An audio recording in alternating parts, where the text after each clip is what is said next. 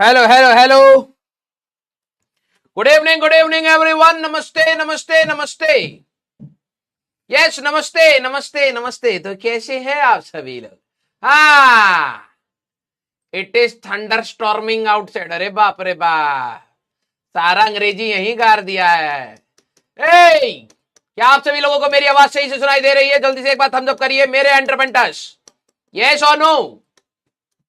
हाँ, आवाज आ रही है? अरे बोलिए। Yes yes. हाँ, मस्त आवाज आ रही है। Very good very good. आ जाओ आ जाओ आ जाओ भाई। Yes yes yes. तो जय श्री कृष्ण, राधे राधे, राम राम भाई। सारे आने जल्दी से आजिए क्लास में। आ जाओ आ जाओ आ जाओ। मेरा नाम है राजवन सिंह और मैं आप सभी का स्वागत करता हूं अर्जुना जेई बैच में। आज हमें करना है मोशन इन अ प्लेन का लेक्चर नंबर 3, जो है हमारे पास वेक्टर्स के ऊपर। यस। हाँ, आप सभी लोगों को वो बैच मिल गया है, ठीक है। ऑल दो पहले मिल गया है क्योंकि प्रयास वालों को दे रहा था, मैंने सोचा साथ ही में तुम लोगों को भी चिपका दूं, ठीक है। अदरवाइज फिर से अप्रूवल लो सबका, सारे बच्चों को उसमें ऐड करो, ये सब वो सब। हाँ, तो आपको बैच मिल गया है, हाँ या ना? अरे बोलिए। देखा ही नहीं है। ओहो, आप बैचेस में जाएंगे, माय बैचेस, ठीक है। माय बैचेस में एक ऊपर होता है एक पेड, इधर ऐसे ऊपर करके आएगा एक पेड, एक होगा फ्री। तो फ्री सेक्शन में आप जब जाएंगे, ठीक है, तो यहां पर आपका आरजे स्पेशल बैच होगा। वहां पर आप देखेंगे ऑल क्लासेस, ऑल क्लासेस में आपको इरोडोफ के सॉल्यूशन मिल जाएंगे। उसमें अभी हम लोग और ऐड करते हुए चलेंगे, ठीक है। हाँ, मिल गया है। Very good very good very good. आप सभी लोगों को आज नहीं तो शाम तक सभी को मिल जाएगा, वैसे हो गया है, ठीक है। क्लियर? उसमें रोटेशन तक का ऑलमोस्ट मलबा आ चुका है, बाकी भी चीजें होंगी। एचसी वर्मा के भी कुछ अच्छे सवाल होंगे, सुपरनोवा के भी होंगे, वो धीरे धीरे ऑन टाइम चलेगा। क्लास के भी कुछ सवाल जो मैं मान लो बच्चे पढ़ाने नहीं दे रहे, सारे बच्चे ध्यान से सुनिएगा। क्लास के भी कुछ ऐसे सवाल अभी प्रोजेक्टाइल के बाद मेरे को कुछ कराने हैं, ठीक है। तो अगर वो सवाल क्लास में नहीं हो पा रहे तो मैं वहां पर आराम से दे दूंगा। जो अच्छे बच्चे होंगे प्लीज आप वहां पर जाके आराम से शांति से, मैं मल्टीपल मेथड्स भी आपको सिखाऊंगा। Clear? Yes, very good. Love you all love you all love you all, ठीक है। तो चलिए बेटा, होमवर्क करके आए हो? हाँ, थैंक यू क्या कह रहे हो, ये तुम्हारा ही है, डिजर्व करते हो तुम लोग। पढ़ाई करो खुल के, हाँ खुल के पढ़ाई करियो, ठीक है। अगले साल जब आप लोग 12वीं खत्म कर रहे होगे तब तक आपको बहुत उसमें कंटेंट मैं डाल चुका हूंगा, ठीक है। हाँ, आराम से उसको खुल के पढ़िए। अब देखना, जब आपकी 11th खत्म होगी, ये जनरली आप लोगों के लिए बेटर क्यों है, ठीक है। जब आपकी 11th क्लास एंड होगी, ठीक है, तो उसमें 10 15 20 दिन जो भी आपको मिले 12वीं क्लास स्टार्ट होने से पहले, बच्चे कहते हैं हम क्या करें, तो आप अपने नोट्स को रिवाइज करिएगा। और अगर आप लोगों ने नोट्स का रिवीजन पहले से ही कर रखा है तो समय होता है 11th के एंड में इन सारी चीजों को करने का। आप अभी से भी करिए, लेकिन इसका लोड मत लेना सर मैं कर नहीं पा रहा हूं। 11वीं जब आपकी खत्म होगी तो अप्रोक्सीमेटली फरवरी के आसपास खत्म हो जाएगी। 12th का जो स्टार्ट होता है वो अप्रैल में होता है। अब ये नहीं सर मैं पहले 12वीं स्टार्ट कर लूंगा ना, अब ये टाइम है ना, अच्छे से 11th के और अच्छे सवाल लगा। क्लियर? चलिए भाई, तो स्टार्ट किया जाए। आज हमें क्या क्या करना था? आज हमें करना है resolution of vectors and vectors addition के बारे में। क्लियर? आइए भाई, हाँ चलो चलो चलो चलो स्टार्ट किया जाए। भाई एसी यार थोड़ा सा चला दे, थोड़ा सा, एक दो टेम्परेचर नीचे कर दो बस। आजा भाई, होमवर्क डन। चलिए भैया जल्दी से बताइए, जरा देखा जाए। लद भेसर ही है क्या पूरे के पूरे? आओ भाई, इसमें अभी सारे चैप्टर जुड़ते चले जाएंगे भाई। देखो टाइम लगता है, मेहनत लगती है, क्लासेस का भी है, डीपीपी भी अलग से है, टेस्ट भी अलग से है, बहुत सारी चीजें लगती है, खुद के लिए टाइम भी निकालना मुश्किल हो जाता है। तो कर रहे हैं, धीरे धीरे ऐड कर रहे हैं। लेकिन यस, आप सभी लोगों का जब आप लोगों का एडवांस का पेपर होगा उससे पहले इसमें वो सारी चीजें होंगी जिससे आपका सिलेक्शन में एक बहुत अच्छा इनपुट मिल सकता है आपको, ठीक है। बट हाँ, अब ये नहीं कि बस है तो अब नहीं करेंगे, आराम से अपना टाइम लीजिए, अच्छे सवाल लगाते चलिए वहां से, ठीक है। हाँ, नो की नो, अच्छा false. Are all parallel vector equal vector? क्या जितने भी पैरेलल वेक्टर होते हैं वो क्या सारे के सारे इक्वल होते हैं? नहीं, नो। ये समझो, ये दोनों पैरेलल हैं लेकिन ये इक्वल नहीं है। ये दोनों पैरेलल हैं और ये इक्वल भी है। तो क्या सारे के सारे हमारे पास पैरेलल वेक्टर्स इक्वल वेक्टर होते हैं? नो। ठीक है, मे बी आंसर रहेगा तो भी सही है। क्लियर? अगर देखा जाए 10 न्यूटन और 2 न्यूटन, बेटा दोनों की डायरेक्शन सेम है तो पैरेलल है, मैग्नीट्यूड से तो कोई लेना देना नहीं है, तो ये भी पैरेलल है। और 4 न्यूटन और 4 न्यूटन ये दोनों भी पैरेलल है। Very good. हाँ, ग्रीन टी दे दो। ठीक है, तो ये हो गया हमारे पास। दूसरा, are all equal vector parallel vector? Second वाले का नंबर कर देते हैं जिससे पता लगे। 1 2 3 4 5 6 7 8। ज्यादा हाई लेवल अंग्रेजी बोलनी हो ना, पूरी मत बोला करो, देखना। हाँ, हे ब्रदर, आखिरी का आर खा गया, ब्रदर नहीं बोल रहा, ब्रदर। यो, यस, यस का एस हटा के यो कर दियो। हाँ, मुझे लग रहा है वो हरियाणा से चुरा के लेके गए होंगे। और क्या कह रहे हो? हाँ, इसका आंसर क्या है? Are all equal vector parallel vector? अगर कोई भी इक्वल वेक्टर हुआ तो magnitude same, direction same, obvious सी बात है, तो ये तो पैरेलल होंगे ही होंगे। यस, हाँ, यस। अच्छा, हाँ, ब्रो भी कर दिया, ब्रदर दर खाई गया, दर दर ठोकरे खा रहा है और ब्रदर को ब्रो बोल रहा है। यही है भैया। Are all negative vector anti parallel? Negative vectors क्या होते थे? नेगेटिव वेक्टर्स हमारे पास होते हैं जिनका मैग्नीट्यूड सेम हो, डायरेक्शन अपोजिट हो। ये आपका नेगेटिव वेक्टर है, लेंथ दोनों का सेम होगा, direction opposite. Are all negative vector anti parallel? Yes, बिल्कुल क्लियर। फोर्थ का, are all anti parallel vector negative vectors? क्या सारे के सारे एंटी पैरेलल वेक्टर नेगेटिव होते हैं? ये एंटी पैरेलल है, ये भी एंटी पैरेलल है, ये दोनों ही एंटी पैरेलल है, लेकिन ये नेगेटिव है, ये नेगेटिव नहीं है। तो क्या इन्होंने बोला are all anti parallel vector negative vectors? No. Clear, very good. Two coinitial vectors are always coplanar? दो कोइनिशियल वेक्टर हमेशा एक प्लेन में होते हैं। इसमें बच्चे ठाए ठाए फिस हो जाते हैं। दो कोइनिशियल वेक्टर, यार कोइनिशियल वेक्टर जिनका इनिशियल पॉइंट सेम, हाँ, वो हमेशा एक प्लेन में लाई करेंगे। कुछ बच्चे कहते हैं no, two coinitial are always coplanar. Yes. अबे कैसी बात कर रहे हो तुम? दो पेंसिल को ऐसे कनेक्ट कर लो तो सर ये तो प्लेन में आए नहीं। अबे एक इसके, ये इन दोनों का एक प्लेन आ जाएगा। सर मैं पेंसिल यहां रखूं तो ये प्लेन आ जाएगा, सर मैं पेंसिल यहां रखूं तो ये प्लेन आ जाएगा, पेंसिल यहां रखूं तो ये प्लेन आ जाएगा। ये हमेशा दो coinitial vector are always coplanar. दो तो हमेशा ही कोप्लेनर होते हैं भाई। क्या बात कर रहा है? Three coinitial vectors are always coplanar? No. अगर तीन कोइनिशियल वेक्टर हुए तो ये कोप्लेनर नहीं होंगे। ठीक है, इन्होंने कहा ऑलवेज, क्या हमेशा है? नहीं। जैसे एग्जांपल के तौर पर मान लो कि मेरे पास एक ऐसा प्लेन है, ठीक है, एक एरो ये रहा, एक एरो ये रहा, और एक एरो इस प्लेन से बाहर ये रहा।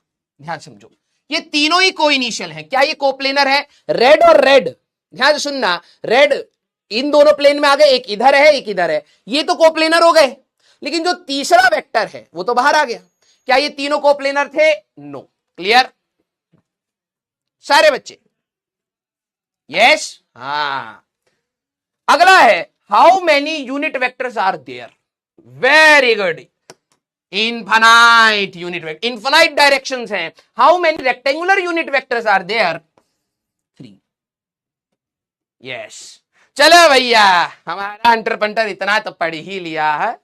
रेजोल्यूशन किस किसने समझ लिया था लास्ट क्लास में? आज बहुत सारी चीजें करनी है, बहुत सारे सवाल लगाने हैं, ध्यान से सुनना है। और आज की क्लास बहुत लॉजिकल होने वाली है। पिछली क्लास में कुछ बच्चे कहते हैं सर लेवल और ऊपर करना है, करेंगे, समय आने दो। ठीक है, जल्दी से मेरे को ये बताइए, रेजोल्यूशन मतलब क्या होता था? लास्ट क्लास में बताया भी था। सर हम तो उस समय बकैती कर रहे थे, हमको याद नहीं। पढ़ा था? हाँ, अच्छी बात है। रेजोल्यूशन मतलब ब्रेकिंग ऑफ वेक्टर। ध्यान सुनना, ब्रेकिंग ऑफ वेक्टर। दोबारा पढ़ाना पड़ रहा है। पैसे एक्स्ट्रा दोबारा कभी कोई नहीं दे रहा, एक बार दिया पूरे साल भर स्ट्रा लगा के खून पी गया। Breaking a vector along into its components, into its components,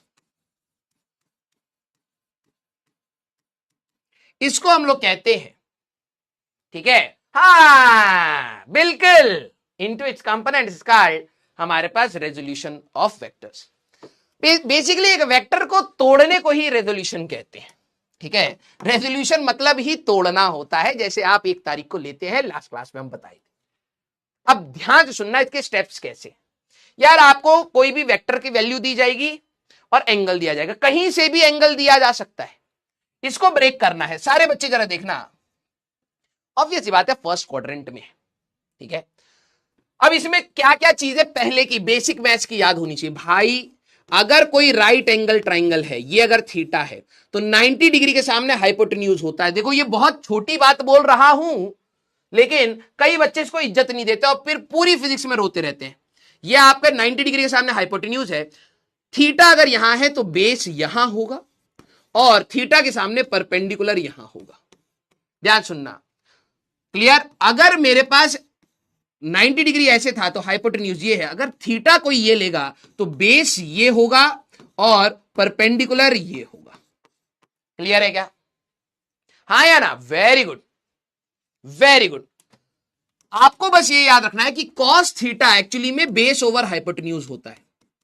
मैं बता रहा हूं ये बहुत बड़ी दुखती नर्स है बच्चों की, आखिरी तक कहते सर यहां कॉस वाला कैसे आ गया, यहां पर साइन वाला कैसे आ गया। और साइन थीटा अगर आप देखें तो परपेंडिकुलर ओवर हाइपोटेन्यूज होता है, तो परपेंडिकुलर की वैल्यू आप हमेशा एच साइन थीटा कह सकते हैं। पहले इस चीज को समझ लीजिए। अगर मेरे पास ट्राइंगल है, सबसे पहला काम है कि आप बेस ढूंढेंगे कहां है, जिधर एंगल होगा उसी साइड आपका बेस है। इसको आप लिखते हैं एच कॉस थीटा, जिस साइड एंगल है एच कॉस थीटा, एंगल के सामने एच साइन थीटा। सीधी सी बात, एंगल है, एंगल के साथ एच कॉस थीटा और एंगल के सामने एच साइन थीटा। क्लियर है क्या? हां या ना? यस और नो? सारे बच्चे हां या ना? Base is always equal to H cos theta. जिस साइड बेस होगा हाइपोटेन्यूज का कॉस थीटा आप कर देंगे, जिस साइड आपका एंगल के सामने परपेंडिकुलर होगा वो होता है हाइपोटेन्यूज का sine theta. Yes, very good. इतना बस याद रखना, बेस पकड़ना। जरा ये देखो, अगर मेरे को कोई कहता है इसको तोड़ो तो मैं कहूंगा ठीक है तोड़ देते, हरियाणा के हैं तोड़ ही देंगे। हाँ, रेजोल्यूशन तो अच्छे से करते हम। 40 30 तो यही तो आएगा बेस। ये क्या होगा 40 cos 30 और ये क्या होगा 40 sin 30। अरे फिर वहीं अटक गो,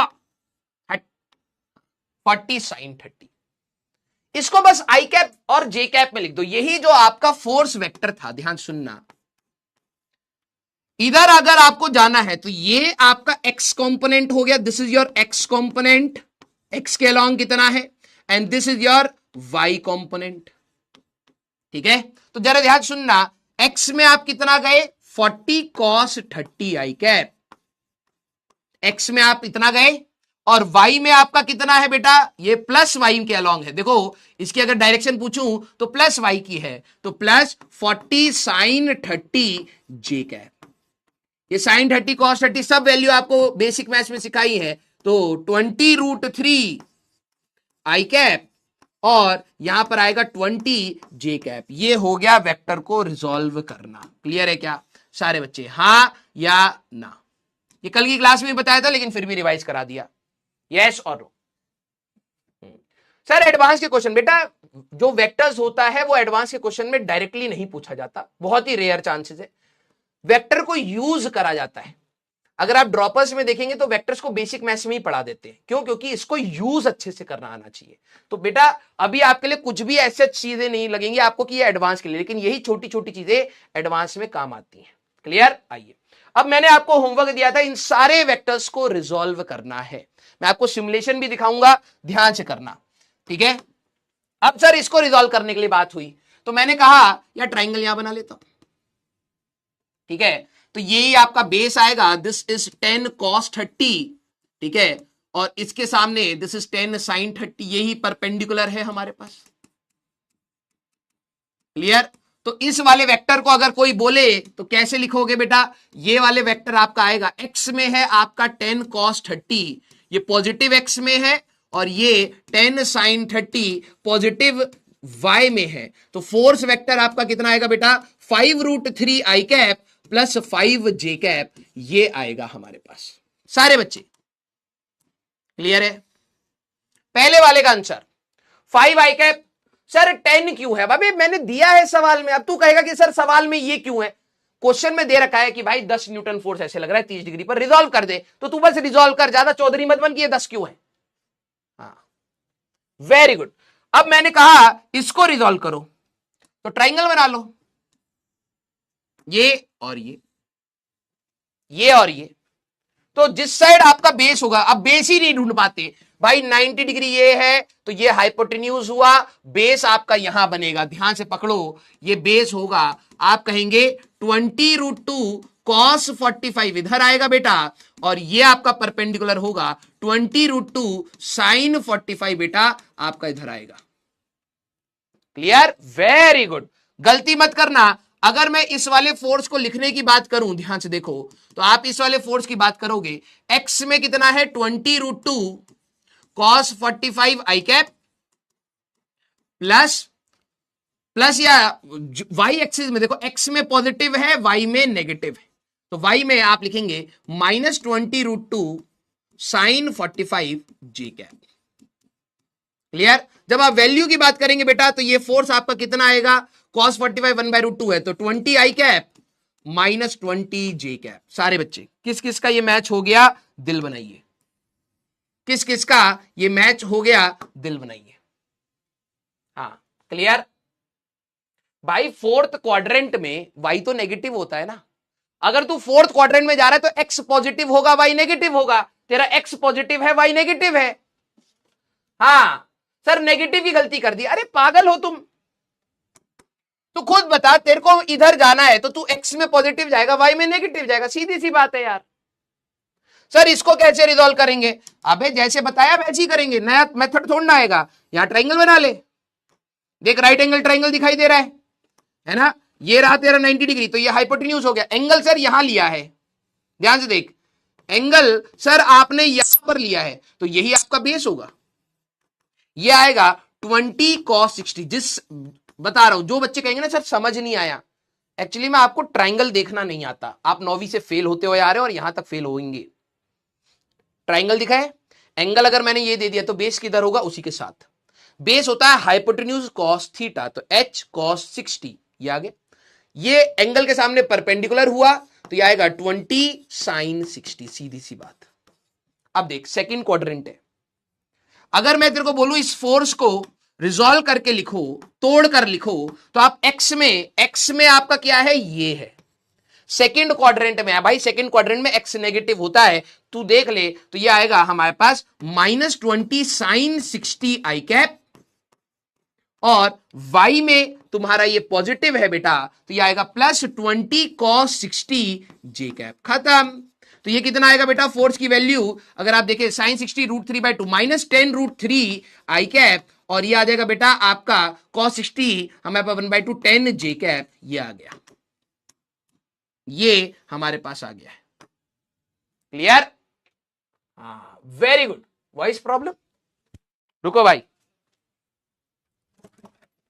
तुषार वॉइस में दिक्कत आ रही है कुछ, वॉइस करेक्ट कर रही है कह रहा है। हाँ क्लियर? सर 30 डिग्री कहां से आया? भाई मैंने दिए थे ये एंगल, मैं तेरे को यहां 45 दूंगा तो उसके हिसाब से रिजॉल्व करेगा तू, ठीक है? जो मैंने दिया है इन सारे क्वेश्चन में, इन फोर्सेस को रिजॉल्व करके एक्स और वाई के लॉन्ग लिखना था। ये तेरा सवाल है, ये मत पूछ कि ये 5 क्यों है 30 क्यों है, गधे वाली हरकत मत कर, ठीक है? अब जरा देख, इसको रिजॉल्व करना है हमारे पास, तो ट्राइंगल बना लेते हैं। आवाज सही आ रही है? ठीक है, तो ये हमारे पास रिजॉल्व हो गए। अब रिजॉल्व करने के लिए ट्राइंगल बनाया, तो भाई देख ये वाला एंगल तेरा 30 डिग्री था, राइट? तो जिस साइड एंगल होता है वही बेस होएगा, तो ये है बेस, दैट इज 5 cos 30 यहां आएगा, और ये है परपेंडिकुलर 5 sin 30। अब जरा देख, तेरे को भी पता है तू थर्ड क्वाड्रेंट में है, ये तो थर्ड क्वाड्रेंट में वेक्टर जा रहा है। थर्ड क्वाड्रेंट में x भी नेगेटिव होता है, y भी नेगेटिव होता है, तो तू x में भी नेगेटिव में आएगा, y में भी नेगेटिव में जाएगा। तो तेरे को अगर ये फोर्स लिखना था तो तू फोर्स क्या लिखेगा बेटा, -5 cos 30 i कैप। अब तू अलग ही पागल होगा कि तू इसको आई कैप में लिख दे, ये दिख रहा है इस डायरेक्शन में, ठीक है, और -5 sin 30 j कैप। तो ये कितना आएगा, ये आएगा बेटा -5√3/2 i कैप और -5/2 j कैप। ये हम लोगों ने इस फोर्स को रिजॉल्व कर लिया है। क्लियर? यस। सर 5n क्या है, फोर्स है भाई, न्यूटन। अबे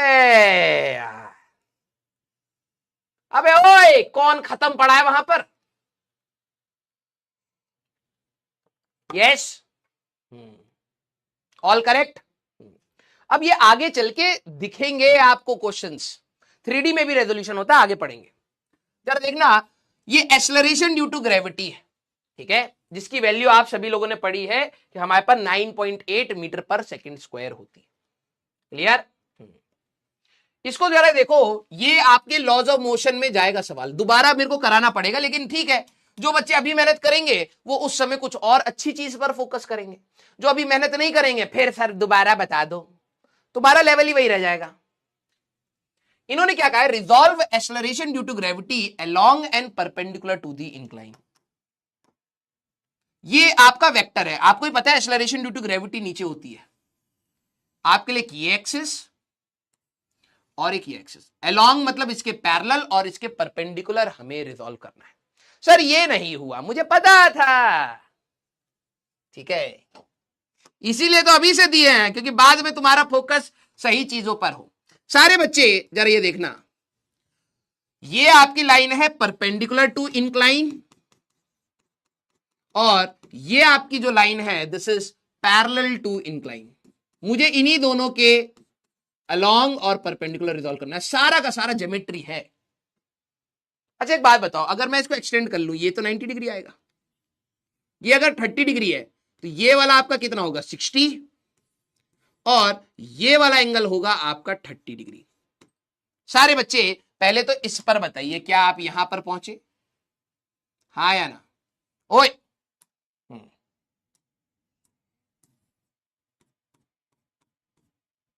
सारे बच्चे, अबे हाँ ठीक है, कोई नहीं, यहां तक पहुंच गए? यस, इसमें रिपीट आ गया है, ओके। होमवर्क दिया था, करके आए नहीं होंगे, ठीक है, होमवर्क दिया है, करके आए नहीं होंगे, रिपीट करवा करवा के दोबारा समझेंगे। इसमें तुम्हें रिपीट करना पड़े कि भाई ये 90 डिग्री है, ये 30 डिग्री है, और ये आपका 60 डिग्री है, तो आप खत्म ही हो। ये दोनों तो आपस में परपेंडिकुलर थे ना बेटा, ये इधर लाइन है, ये इसके परपेंडिकुलर है, टोटल एंगल 90 डिग्री होगा, तो ये 60 है तो ये 30 हुआ।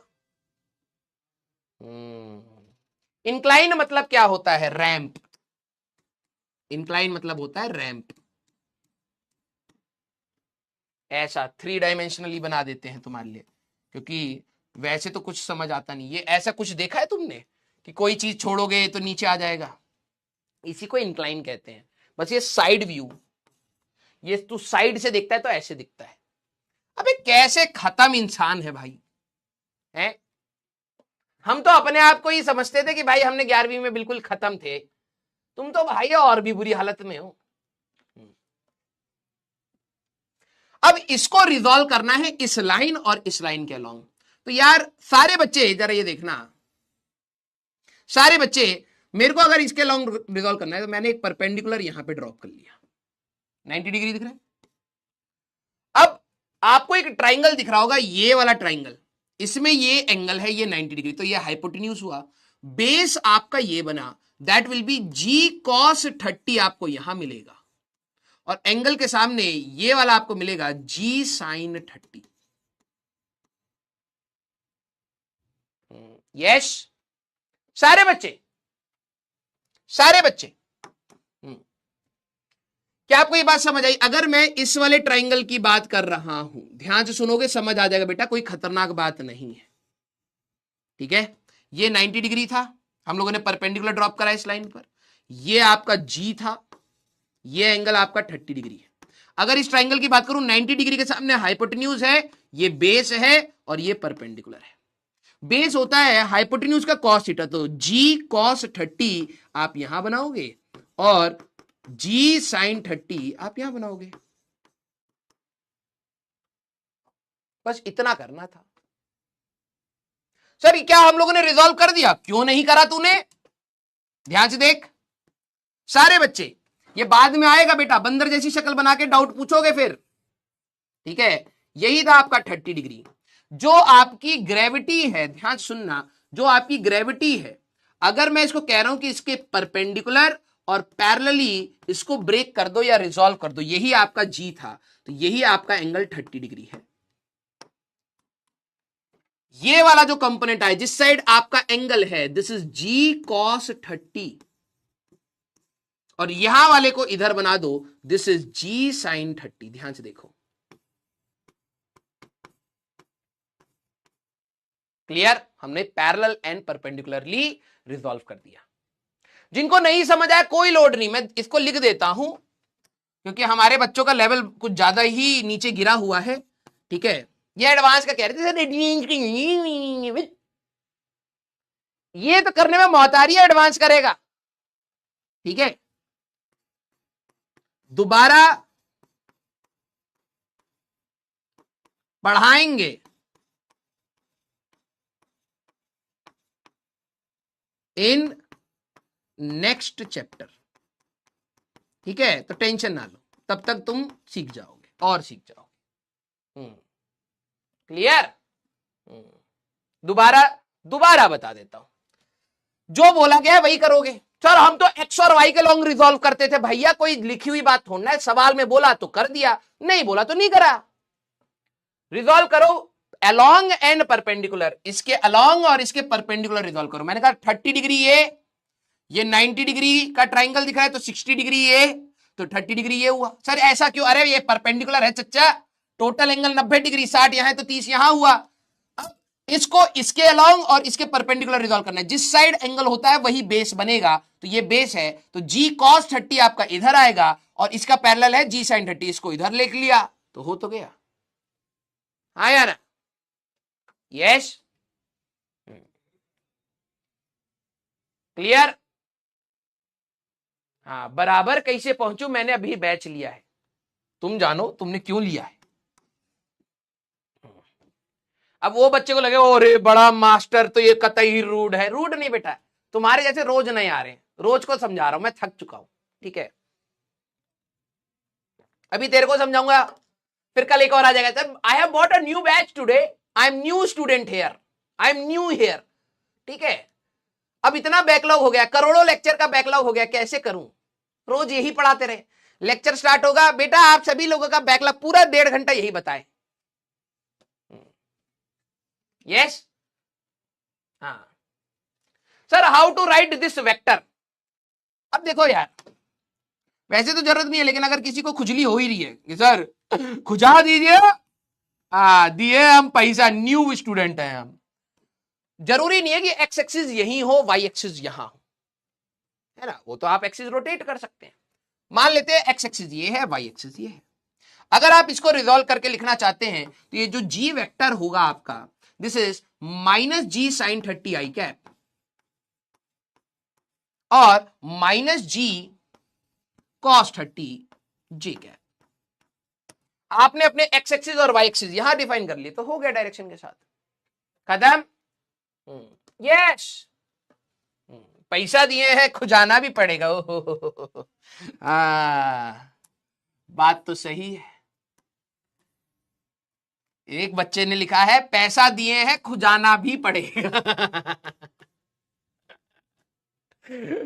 बात तो सही है, लेकिन देखो भाई, हम कर्मा पे बिलीव करते हैं, ये है कर्मा, ठीक है। वैसे तो लग नहीं रहा है कि आपकी जॉब लगेगी, लेकिन अगर कभी लगेगी, ठीक है, करोड़ों की जॉब चाहिए, आप तो 5,000 दिए हो, आप करोड़ों की जॉब पाओ भाई, इसी लॉजिक के हिसाब से, बड़ी कंपनी हो, ठीक है, दिन भर खुजाना बेटा। भगवान ऊपर देख रहा है, हाँ ठीक है, वापिस आएगा बेटा। यस, माइनस क्यों? अरे एक्स एक्सिस का पॉजिटिव इधर है, ये किस डायरेक्शन में है? अब मान ली ये पॉजिटिव डायरेक्शन, तू इधर मुंह करके बैठा है तो मैं बोलूंगा भाई तू नेगेटिव डायरेक्शन में क्यों देख रहा है? अबे ये इस डायरेक्शन में तो नेगेटिव ही तो लूंगा, ये इस डायरेक्शन में तो नेगेटिव ही तो लूंगा। हाँ यार, यस। जरा इसको रिजॉल्व करना है, इसको मैं यहां पे बना लेता हूं क्योंकि जगह कम पड़ेगी। हमारे पास दो वेक्टर्स हैं। अब देखना, हमारे पास सुपर स्पेशलिटी स्टूडेंट्स भी आएंगे, ठीक है।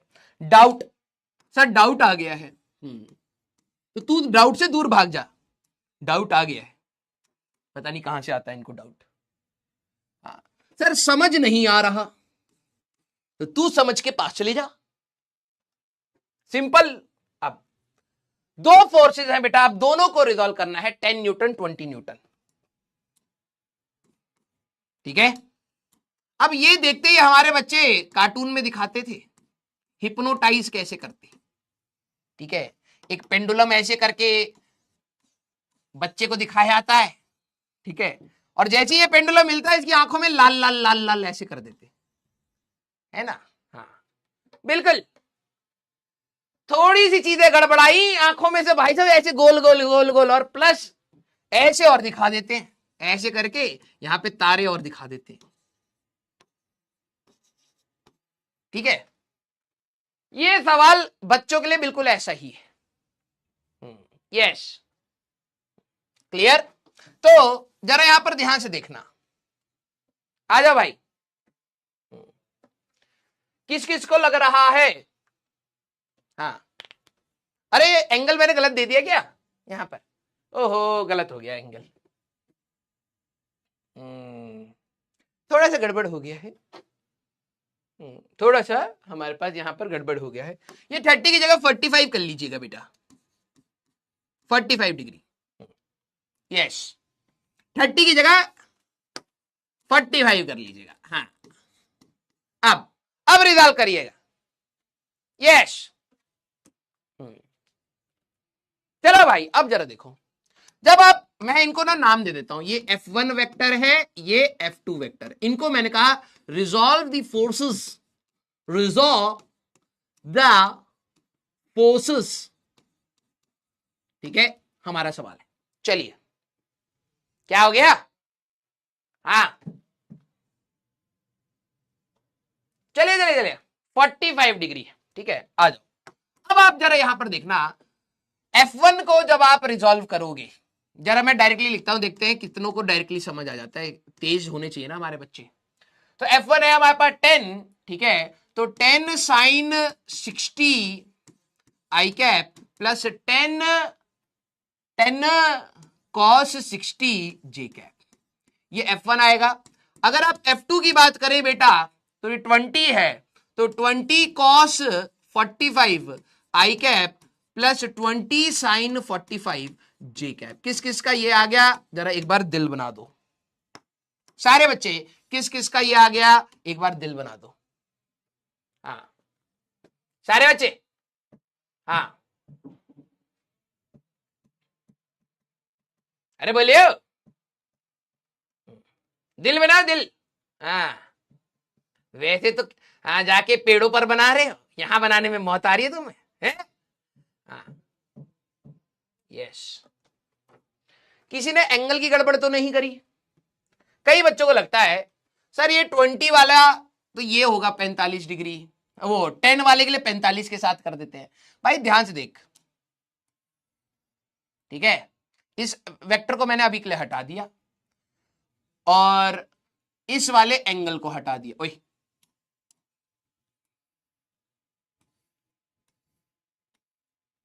अरे अरे परफेक्टली इलास्टिक कोलिजन, अरे भाई साहब ये सब भी होता है इसमें। हट तू भी हट भाई, अभी साइड में जगह नहीं है यहां पर, हट जा यहां से।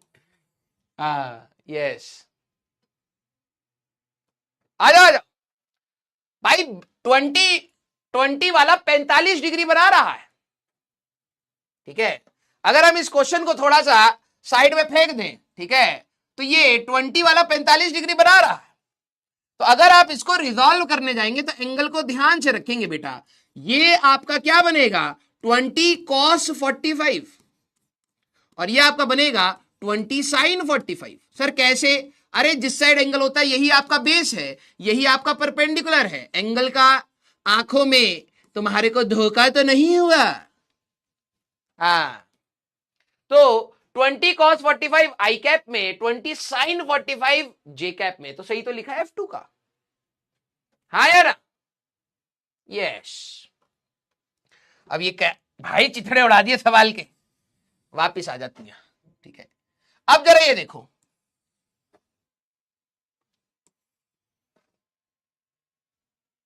ज्यादा दूर फेंक दिया। अबे जीरो कौन सा इनमें से?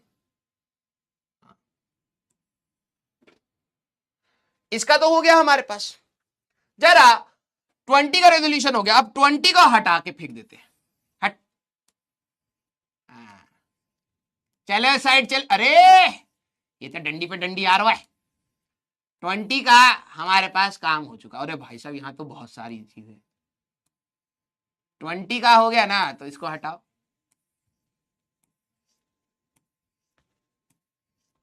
ओए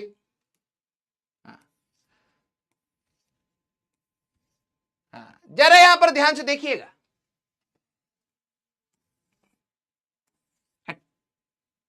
बेटा तेरे में फ्रिक्शन कहां से आ रहा है बेटे? एक मिनट रुक जा बेटा, थोड़ी पर्सनल ईगो आ गई है बीच में। वहीं पर आ गया परफेक्टली इलास्टिकुलेशन, मजा आ रहा है।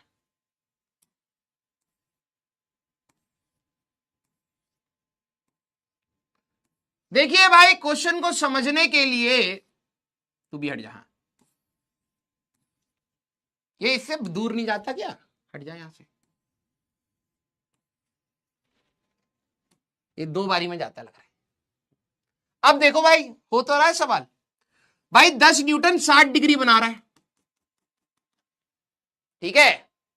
10 न्यूटन यहां पर 60 डिग्री बना रहा है, तो ये बेस आया, ये आ जाएगा 10 cos 60 और ये आ जाएगा 10 sin 60।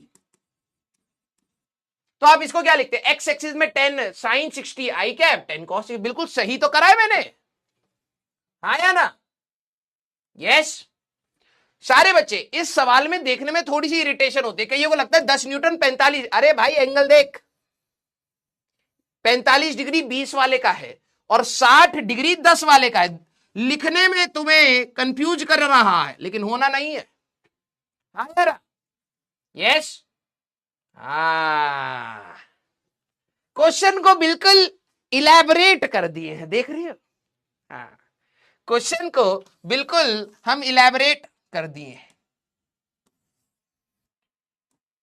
यस, तू कैसे बच्चा पढ़ा है? तो अब आपको समझ आया होगा।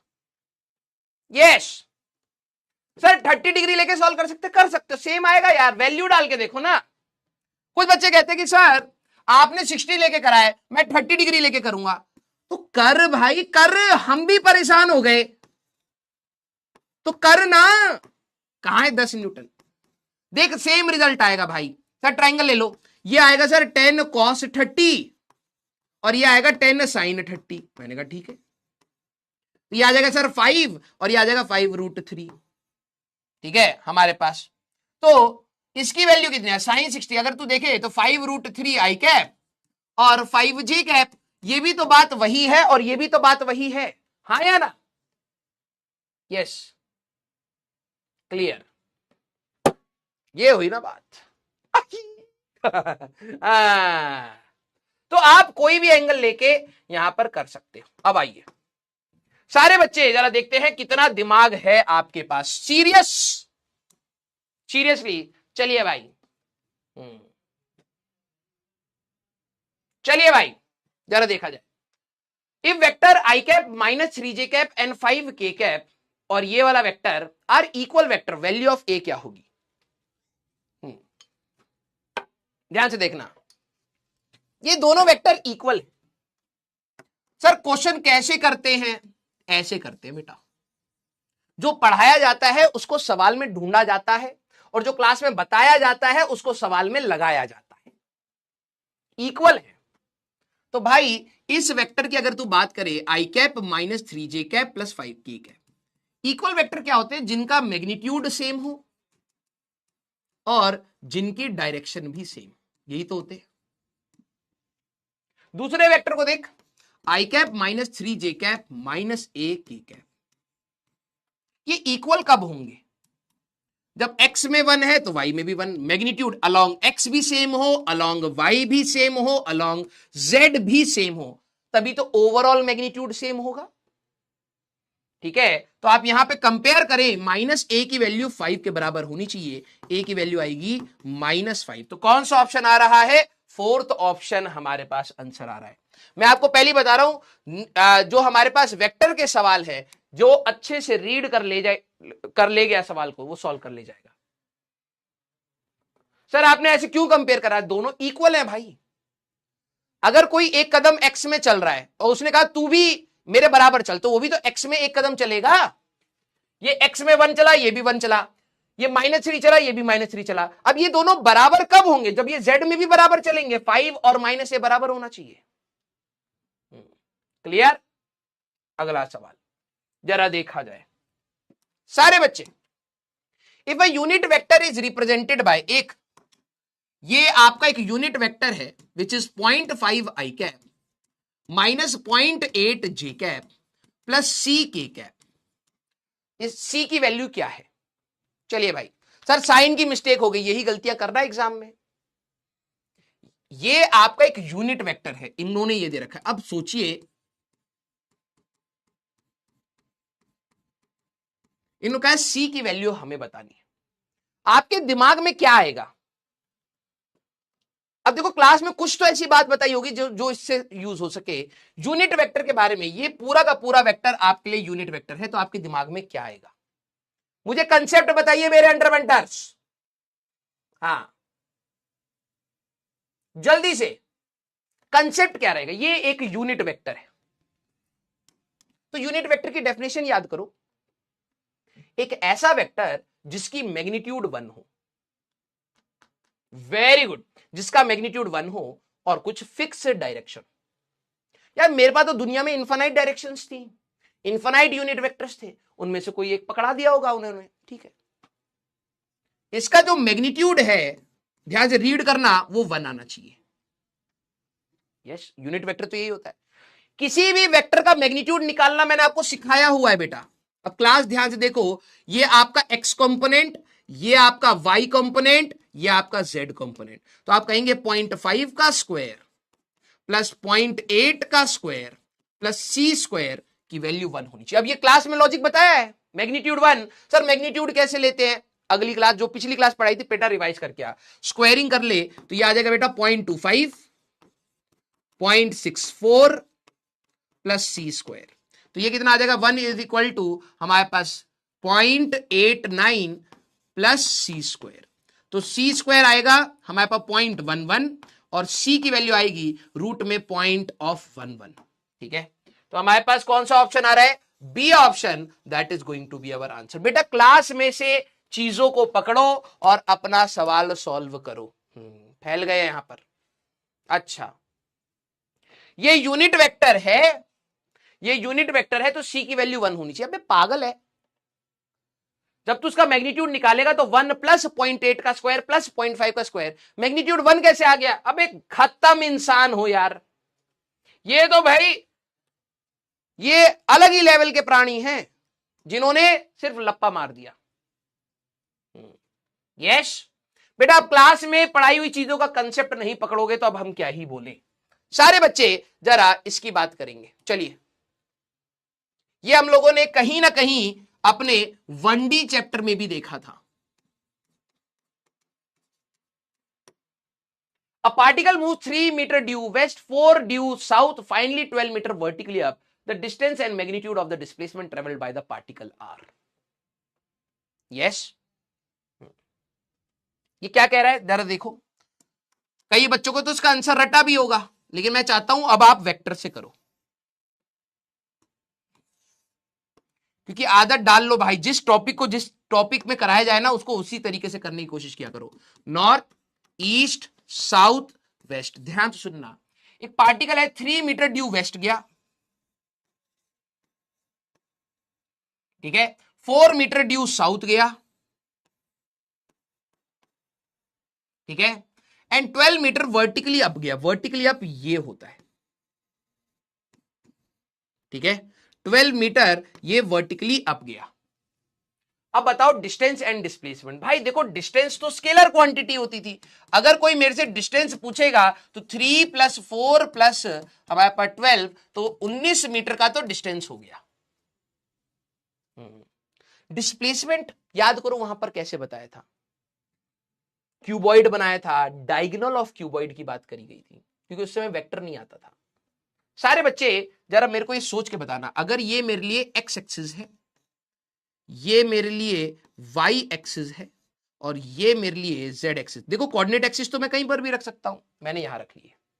सारे बच्चे इस पूरे इस पॉइंट का जो ये ए पॉइंट है, सारे बच्चे इसका ओ ए वेक्टर मेरे को बताएं कितना आएगा। जरा देखते हैं कौन कौन सोच पाता है। डायरेक्शन को ध्यान से करना, नहीं तो भाई सही मैं बता रहा हूं पाप लगेगा। देख लो मैंने क्या बनाया, एक्स एक्सिस इधर, वाई एक्सिस ऊपर, मतलब perpendicular to the plane. X axis यहां है, वाई एक्सिस ये है, जेड एक्सिस ये है, समझ जाओ, ठीक है। 3 डायमेंशन बनाया है। सारे बच्चे इसको ओ ए वेक्टर अगर आपको चाहिए, सारे बच्चे बताना जरा, यही आएगा ना ओ ए वेक्टर। देखो ये है आपका ओ ए वेक्टर, ये ओ ए वेक्टर जरा सारे बच्चे बनाना। बेटा लपड़ मार दूंगा, आई कैप जे कैप के कैप में आएगा। हाँ, इनको देखो, 3 + 4 + 12, अबे वो तो डिस्टेंस हो गया। ध्यान से देखो, एक्स में तुम नेगेटिव गए हो -3 कैप, फिर ये तुम जेड में चले हो +4 के कैप, और 12 मीटर तुम वाई में चले हो +12 जे कैप। -3 साइन के साथ, -3 + 12 + 4। हाँ सर कैसे किया भाई, तू इधर ये एक्स एक्सिस है तो तू -x में गया है, तो -3 कैप। ध्यान से देख, ये वाला किस डायरेक्शन में है, जेड के पैरेलल चल रहा है, तो +4 के कैप, और तू ये +y के पैरेलल चल रहा है, +12 जे कैप। अच्छा एक बात बताओ, अगर मैं आपसे मॉड ओ ए पूछूं तो क्या आप यही करते कि सर ये 3 का स्क्वायर, 12 का स्क्वायर एंड 4 का स्क्वायर। 3 का स्क्वायर और 4 का स्क्वायर एक्चुअली में 5 का स्क्वायर बनेगा। 5 का स्क्वायर और 12 का स्क्वायर बेटा आपका 169 बने, 13 हमारे पास। यही सर ये आपने क्यों करा, अरे भाई मेरे को मैग्नीट्यूड ऑफ डिस्प्लेसमेंट, जो इसका लेंथ होगा वही तो मैग्नीट्यूड होगा। और डिस्प्लेसमेंट क्या होता है, इनिशियल पॉइंट और फाइनल पॉइंट के बीच का शॉर्टेस्ट पाथ। तो मैंने वैसे करा, तो हमारे पास 13 और 19 हमारे पास आंसर आया। क्लियर। अब displacement is a vector quantity, मेरे वर्ड्स को सुनिए बेटा, ठीक है। ये सवाल इंपॉर्टेंट है, भले ही आप लोगों ने करा हुआ है, वेरी इंपॉर्टेंट। डिस्प्लेसमेंट आपके लिए एक वेक्टर क्वांटिटी था, डायरेक्शन होती है, ठीक है। तो आपने आई कैप जे कैप के कैप में लिखा, ये पूरा डिस्प्लेसमेंट, यही जो वेक्टर में मैंने पोजीशन वेक्टर पढ़ाया, ये इसका डिस्प्लेसमेंट वेक्टर है, क्योंकि पार्टिकल यहां से यहां आया है। समझ रहे हो, हम उसको वेक्टर में पढ़ रहे हैं, लेकिन फिजिकल क्वांटिटी यही आपके लिए डिस्प्लेसमेंट वेक्टर है। कोई बोले मैग्नीट्यूड ऑफ डिस्प्लेसमेंट, तो एक वेक्टर का मैग्नीट्यूड निकालना आना चाहता है। कोई बोल दे इसकी डायरेक्शन बता दो, कोई बोले डायरेक्शन ऑफ डिस्प्लेसमेंट, सारे बच्चे जरा देखना, तो आप कहते हैं भाई O A vector divided by mod of O A. तो ओ ए वेक्टर कितना था, -3 कैप +12 जे कैप +4 के कैप डिवाइडेड बाय 13 कर दोगे, ये हुई इसकी डायरेक्शन। सर ये तो बड़ी गंदी सी है ही यही, क्या करें। क्लियर। एक बच्चा कह रहा है सर डायगोनल ऑफ क्यूब से कर लूं। यशराज बेटा 9वीं क्लास के बच्चे के है क्या तू, लेवल बढ़ा अपना, हाँ या ना, यस। सर -4 के कैप होगा, वाह। अगर मैं ये कह रहा हूं ये जेड डायरेक्शन है, तो तू यहां से यहां पर मूव करा, तो तू नेगेटिव जेड में गया है। खुद सोच, मैंने तेरे को बोला ये जेड डायरेक्शन है, तो तू यहां से यहां अगर गया है तो तू -z में चला, -4z होगा। क्या बात कर रहा है सर? Why not -4? कह रहा हूं ना, ये लेवल चाहिए, तू यहां खड़ा है, तेरे को दिख रहा है, तू फिर मेरे से पूछ रहा है ये पॉजिटिव एक्स एक्सिस, ये पॉजिटिव वाई एक्सिस, ये पॉजिटिव जेड एक्सिस, मैंने ये ले लिया। अब तू कह रहा है कि सर इसको पार्टिकल अलोंग साउथ गया है, जब मैं साउथ को पॉजिटिव डायरेक्शन ले रहा हूं जेड में, नॉर्थ में थोड़ा ना गया है गधे। ध्यान से देख, ये इधर ही तो गया है, तो +4 के कैप ही तो आएगा, माइनस कहां से सोच रहे हो तुम? सर अगर एक्सिस चेंज करें तो ऑब्वियस सी बात है ये चेंज हो जाएगा, ये प्लस माइनस चेंज हो सकते हैं, वैल्यू तो तब भी यही आएगी। इसीलिए इस सवाल में मैग्नीट्यूड पूछा है। क्लियर? सर स्पैमर है, हाँ यार ये भी तो भूल जाते हैं।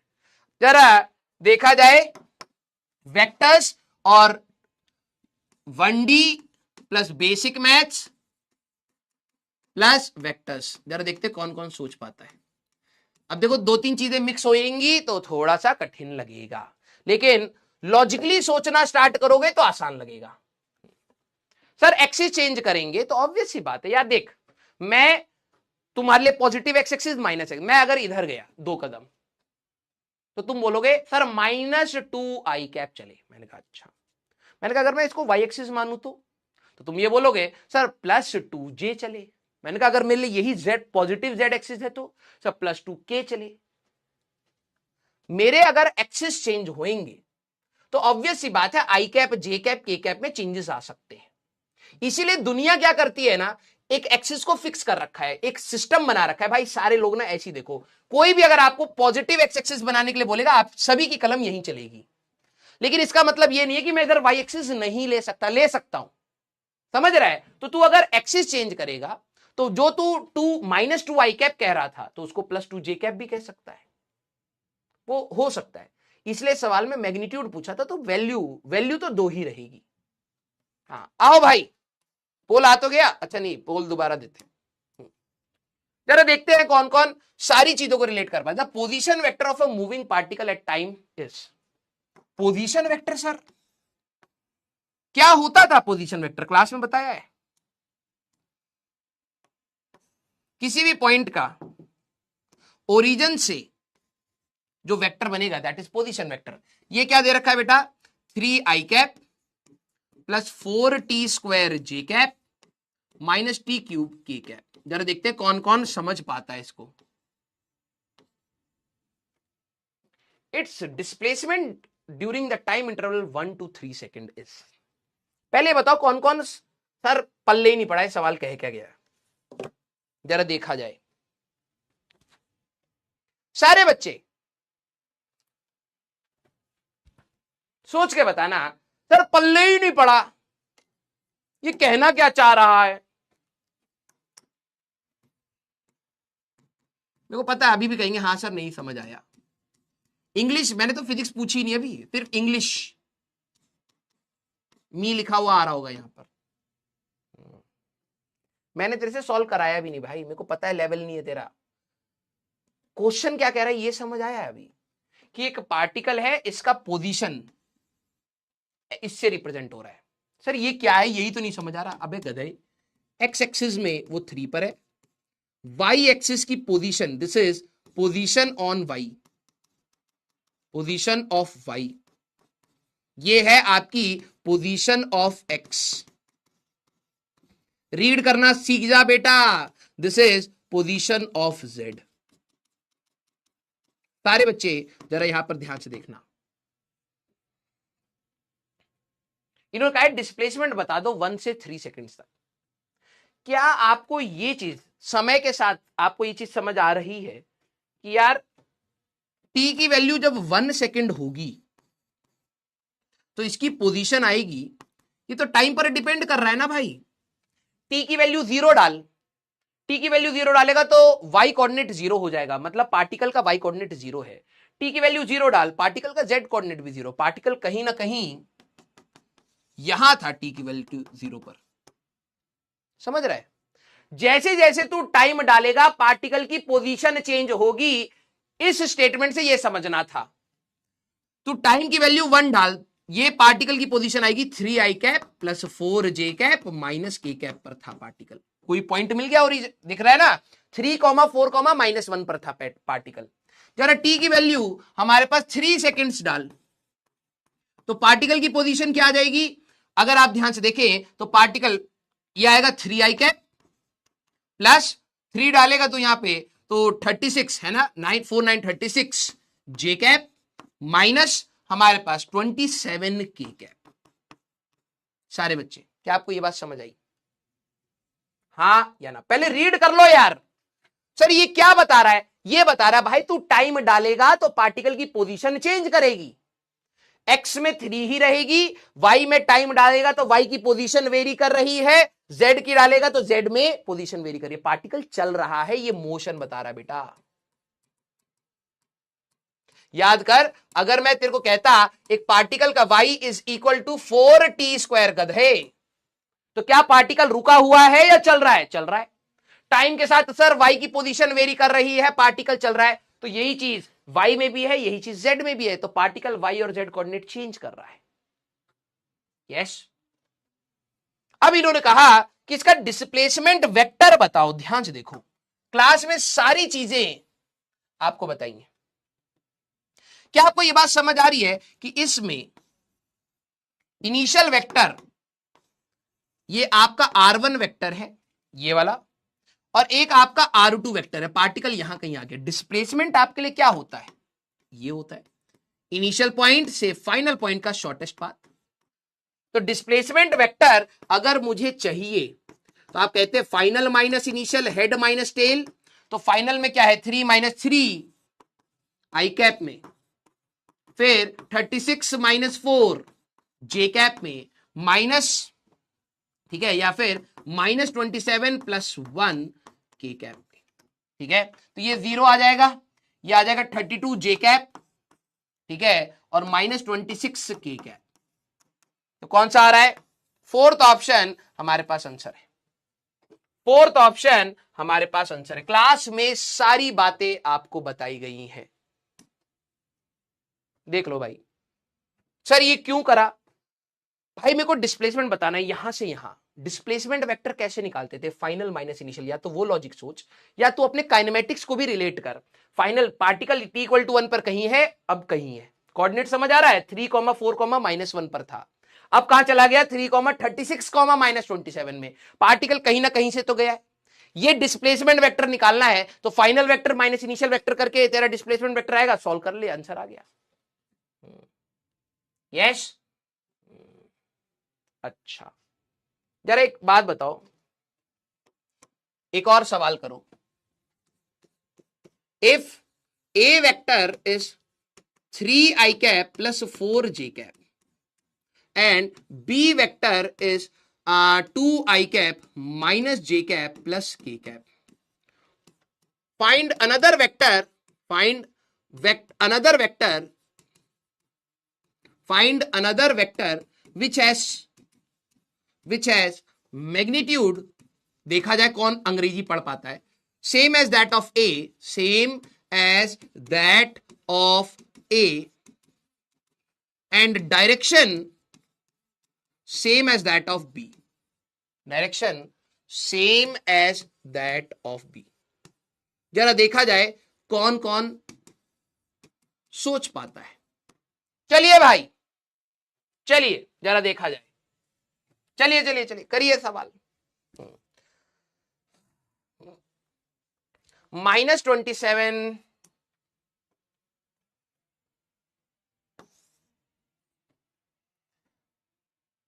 भाई, इसमें से इसको घटाना है ना, तो -27 में से -1 को घटाना है। ठीक है, मैथ्स में खत्म इंसान। -27 + 1 -26। ठीक है सर, t = 3 पर क्या हया? भाई देख, तेरे को ये पढ़ना समझ आ रहा है? ये पार्टिकल कहां पर है? 3, 4, -1 पर है। ये कहां पर पहुंच गया? 3, 36, -27। एक कोऑर्डिनेट से दूसरे कोऑर्डिनेट चला गया, तो यही डिस्प्लेसमेंट होगा।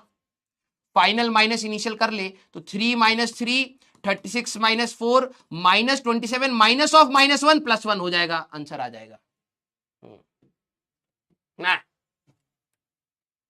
हाँ, और हाँ कोई दिक्कत नहीं। इसमें काइनेमेटिक्स भी आएगा सर। डिस्प्लेसमेंट तो इसका मैग्नीट्यूड होगा, डिस्प्लेसमेंट वेक्टर क्वांटिटी है, ठीक है। ये पूरा ही आपका डिस्प्लेसमेंट वेक्टर है, ये पूरा ही आपका डिस्प्लेसमेंट वेक्टर है। इसका मैग्नीट्यूड अगर सवाल में कोई पूछता तो मैग्नीट्यूड निकाल देता, लेकिन पूछा ही नहीं हमें। Clear sir? इससे डिफरेंशिएशन किया तो आंसर आ गया। किससे डिफरेंशिएशन कर दिया? अबे गधे, उससे वेलोसिटी आएगी। अभी रुक जा, ज्यादा शाना मत बन। Change of position with respect to time velocity, सवाल में वेलोसिटी कभी पूछी ही नहीं गई है, तो तू कैसे निकाल दिया लप्पेबाज। -3 के कैप, ओहो भाई देख ले यार, ये z एक्सिस है तो ये तेरी z एक्सिस है ना, तू इधर ही तो जा रहा है, तो ये -z हुआ ना यार, -k कैप ये वाली डायरेक्शन, तू तो इधर गया है, इसके पैरेलल जा रहा है, तो अगर ये k कैप है तो तू तो k कैप में देगा ना, तो -4 k कैप कहां से आ रहा है तुम लोगों का यार। सारे बच्चे हो गया ये सवाल, जरा देखते हैं। हे भगवान, जो भी झूठ बोले कम से कम आज 100 बाल उड़ा देना, 100 बाल। हाँ, आज 100 बाल।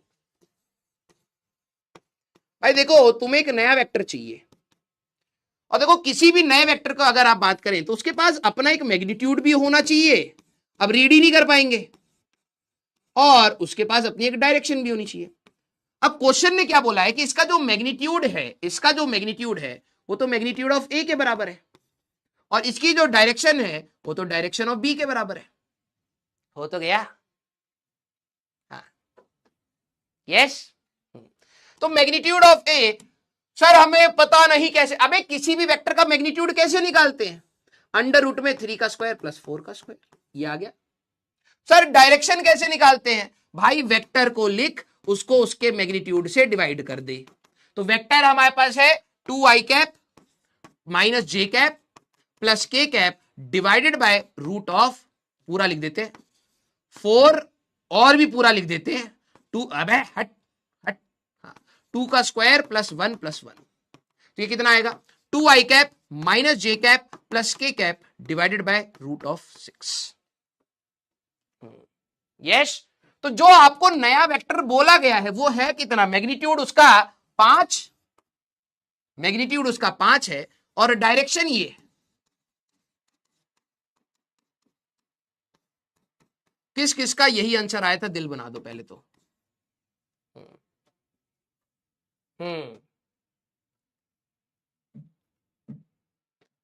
बस 100 बाल, ठीक है। ओहो, तुम लोग हमारी शक्ति को नजरअंदाज कर रहे हो। एक कहानी सुनाता हूं। एक बच्चे ने बोला है सिर्फ 100 बाल उड़ाना चाहते हो? ध्यान सुनना, मैंने कोई भगवान को टाइम लिमिट नहीं दी है कि भगवान अभी उसके 100 बाल उड़ा दो ना, कभी भी उड़ा सकते हैं, ठीक है। अब ध्यान से सुनना कहानी, बचपन में हमें सुनाई गई थी।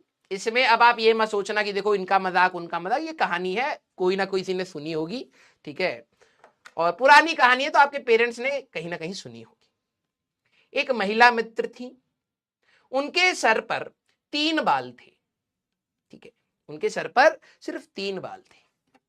वो बालों का ज्यादा ख्याल रखती थी। तो एक बार उन्होंने को लगा कि मैं गुत्थ वाली चोटी बनाऊंगी। कितने बाल थे? 3। तो उन्होंने अपनी मम्मी को बोला कि मम्मी चोटी बना दो। तो मम्मी चोटी बना रही थी, उनमें से एक बाल टूट गया, ठीक है। फिर उनको टेंशन हुई, उन्होंने कहा कि ओहो एक बाल तो टूट गया है, 2 ही बाल बचे। मम्मी कोई नहीं, आप डिप्रेशन में मत जाइए, डिप्रेशन में मत जाइए, जूड़ा बना दो। मम्मी ने जूड़ा बनाने की कोशिश करी, उसमें से एक और टूट गया। तो मम्मी परेशान हो गई, हमारी बच्ची गंजी हो गई। उन्होंने कहा मम्मी आप परेशान मत हो, आज मैं बाल खुले ही छोड़ के चली जाऊंगी, समझे। जब आपके सर पर बाल हैं तब आपको 100 बाल जाने का दुख नहीं होगा। घमंड से एक बच्चे ने बोल दिया है सिर्फ 100 बाल तोड़ने की बात करी है सर आपने। आज थोड़ा बोला कि आज ही, यहां से जब तू 27 की उम्र पर जाएगा, जब तेरे बाल झड़ने पहले से ही लग रहे हैं और तेरे पास 100 बाल ही बचे हैं, और भगवान को उस दिन याद आया अच्छा इससे 100 बाल भी तो लेने थे। यस, उस दिन जब 100 बाल जाएंगे बेटा तब दर्द पता लगेगा। हाँ या ना सारे बच्चे? तो अभी की बात है नहीं, समय आने दो बेटा। जिस दिन समय आएगा तो उस दिन एक एक बाल का कीमत जानोगे, तभी पहचानोगे। हाँ या ना?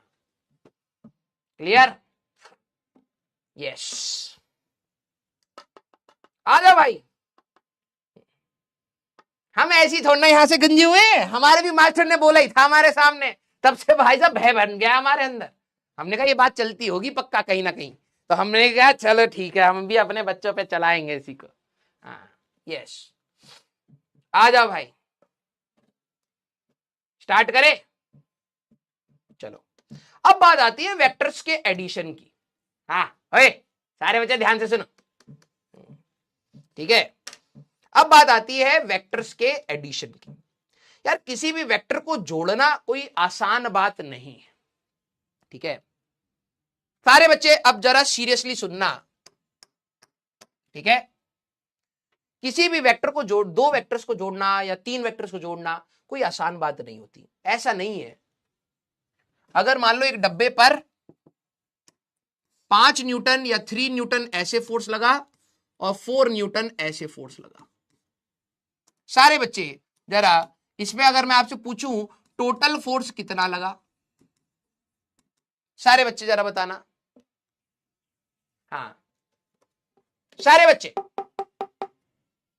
अगर एक बॉडी पर 3 न्यूटन फोर्स अलोंग एक्स और 4 न्यूटन फोर्स अलोंग वाई, तो टोटल फोर्स कितना लगा? बताइए बताइए। एक कह रहा 1 न्यूटन, किसके लिए 7 न्यूटन हो गया है। यही दिक्कत मैं आपको पॉइंट आउट करना चाह रहा हूं। बच्चे कहते हैं कि सर टोटल आपने पूछा है ना तो 4 + 3, और ये आदत कोई छोटी मोटी आदत नहीं है, ये बहुत गंदी आदत है। ये भी जाएगी, बहुत दूर तक जाएगी, 12वीं तक जाएगी, और यही आदत आपको फेल कराएगी। मेजॉरिटी बच्चे समझ पाए हैं। आपने पता क्या करा, आपने सिर्फ वैल्यू जोड़ दी, टोटल फोर्स, अच्छा 4 और 3 जोड़ दो। अगर ऐसे जुड़ रहा होता तब तो तू यहां पर भी कर दे बेटा। तूने इधर से 3 न्यूटन लगाया, इधर से 3 न्यूटन लगाया, अब बता टोटल फोर्स। यहां तेरा दिमाग काम थोड़ा सा कर गया तो तू 0 बोल देगा। सर अपोजिट डायरेक्शन थी ना इसलिए 0 होगा। नहीं तो कर दे भाई 6 न्यूटन कर दे, इसको 6 न्यूटन कर दे। अगर वैल्यू से ही तू जोड़ के बताता है तो ये तो 6 का हो जाना चाहिए उस लॉजिक के हिसाब से। क्यों 0 आ रहा है? सर यार डायरेक्शन अपोजिट है, तो मतलब डायरेक्शन इंपॉर्टेंट थी ना, और जब डायरेक्शन इंपॉर्टेंट थी तो तूने यहां पर क्यों नहीं इज्जत दी उसको? तूने यहां पे 4 + 3 क्यों कर दिया? सर आपने टोटल पूछा था, तो बेटा ये स्केलर नहीं है, ध्यान से सुन, ये स्केलर नहीं है। समझ रहा है कि तू डायरेक्टली जोड़ देगा,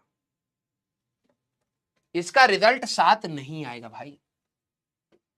इसको अगर या तो तू देख, दोनों फोर्सेस को जोड़ना है, एक 3i कैप है और एक तू 4j कैप लिख सकता है। अगर कोई बोले टोटल फोर्स की वैल्यू कितनी है, तो वेक्टर की वैल्यू निकालनी, मैग्नीट्यूड निकालना आता है। टोटल फोर्स लगा है 5 न्यूटन का, ठीक है, 5 का, कुछ ऐसे। यार तुमने कभी तो गुलेल चलती हुई देखी होगी या गुलेल देखी होगी। इट्स लाइक एक डब्बे को एक बंदा इधर खींच रहा है, एक बंदा इधर खींच रहा है। तुम्हें पता है बीच में ही जाएगा डब्बा ना तो इधर जाएगा, ना तो इधर जाएगा, ना तो इधर जाएगा, ना तो इधर जाएगा, ना तो इधर जाएगा, ना तो इधर, ये इन दोनों के बीच में ही जाएगा, क्योंकि इन दोनों का जो रिजल्टेंट फोर्स है, टोटल फोर्स कहीं ना कहीं इधर होगा, और वो आएगा 5 न्यूटन बेटा। समझ मेरी बात को? क्लियर? हाँ, अब कुछ बच्चे कहेंगे सर पाइथागोरस थ्योरम क्यों लगा दी? भाई मैंने नहीं लगाई, इसको आई कैप जे कैप में लिखना सिखाया है ना अभी। इसको लिखेगा तो 3i cap 4j cap, total force 3i cap plus 4j cap. अब जरा उसका मैग्नीट्यूड निकाल के देख, 5 आएगा। और यही फॉर्मूले में दिक्कत यही है कि बच्चे वेक्टर्स के एडिशन को हल्के में सीखते हैं और फिर जब क्वेश्चन बार बार इनको पीट रहा होता है, फिर इनको लगता है सर मेरे को सवाल समझ ही नहीं आ रहे। अबे तेरे को सवाल नहीं समझ आ जाएंगे, तेरे को पहले थ्योरी समझ आएगी। और थ्योरी जब पढ़ा रहा हूं तो ध्यान से सुन। पहली बात, वेक्टर्स को जोड़ने के लिए आपके पास लॉज हैं। आप डायरेक्टली नहीं जोड़ सकते, 3 + 4 न्यूटन कर दूंगा तो भाई 7 हो गया, नहीं कर सकते। वेक्टर को जोड़ने के लिए हमारे पास 2 लॉज अभी जो हमें पढ़ने हैं। वन इज कॉल्ड ट्राइंगल, लिख देता हूं पूरा, सारे बच्चे लिखेंगे, triangle law of vector addition. दोनों का रिजल्ट सेम ही आता है, ठीक है। डेरिवेशन अगर आपसे पूछी जाएगी सेम ही है, ठीक है। स्टेटमेंट ध्यान से सुनने, triangle law of vector addition and parallelogram law of vector addition, ठीक है। इसको भी पूरा ही लिख देते हैं। ध्यान से सुनना बेटा, और आपको मैं दिखाऊंगा जेई मेंस में भाई भर भर के सवाल आए हुए हैं। आप देखोगे भर भर के सवाल हैं भाई, भर भर के सवाल हैं, ठीक है। तो इसमें होमवर्क आपको ज्यादा मिलने वाला है। अब ध्यान से सुनो, triangle law of vector addition कहता क्या है? सर क्या इनकी स्टेटमेंट याद करनी है? बिल्कुल अच्छी तरीके से। और मुझे इतना तो आप सभी लोगों ने पूरा फील करा दिया कि आपकी अंग्रेजी खत्म नहीं है ही नहीं। एक होती है कम होना और एक होता है ही नहीं। तो आपकी, मुझे पता लग गया है, इंग्लिश आपकी दुखती नस नहीं, दुखता शरीर है।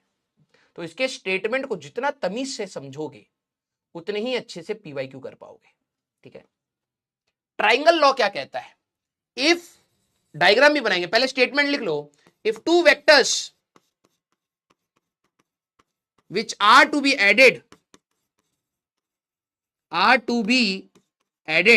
अगर आपके पास 2 ऐसे वेक्टर हैं जिनको आपको जोड़ना है, ठीक है, which are to be added,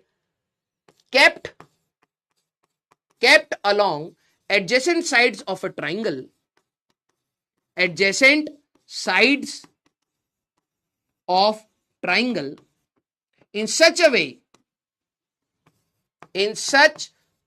way that head of one vector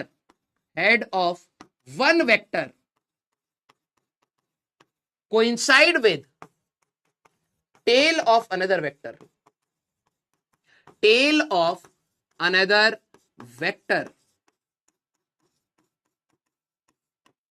the resultant of these two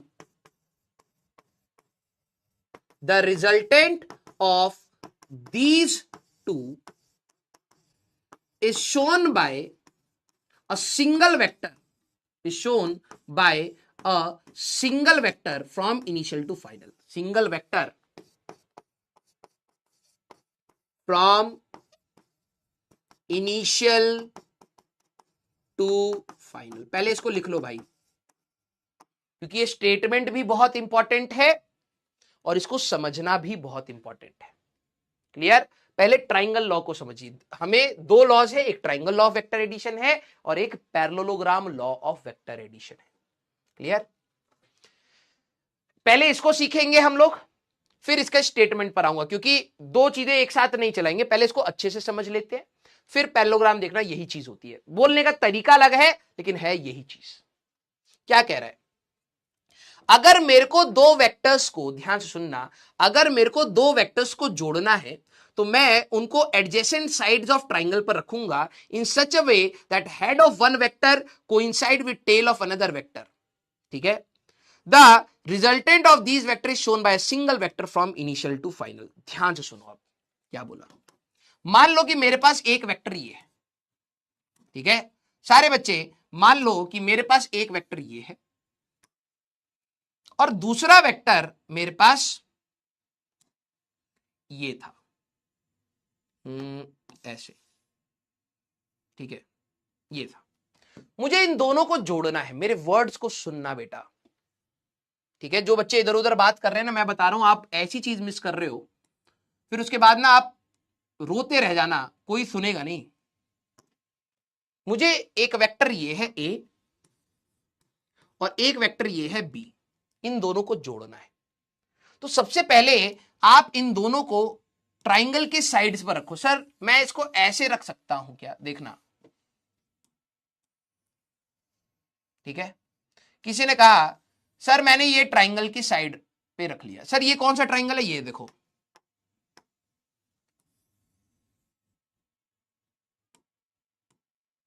ध्यान से देखना अभी।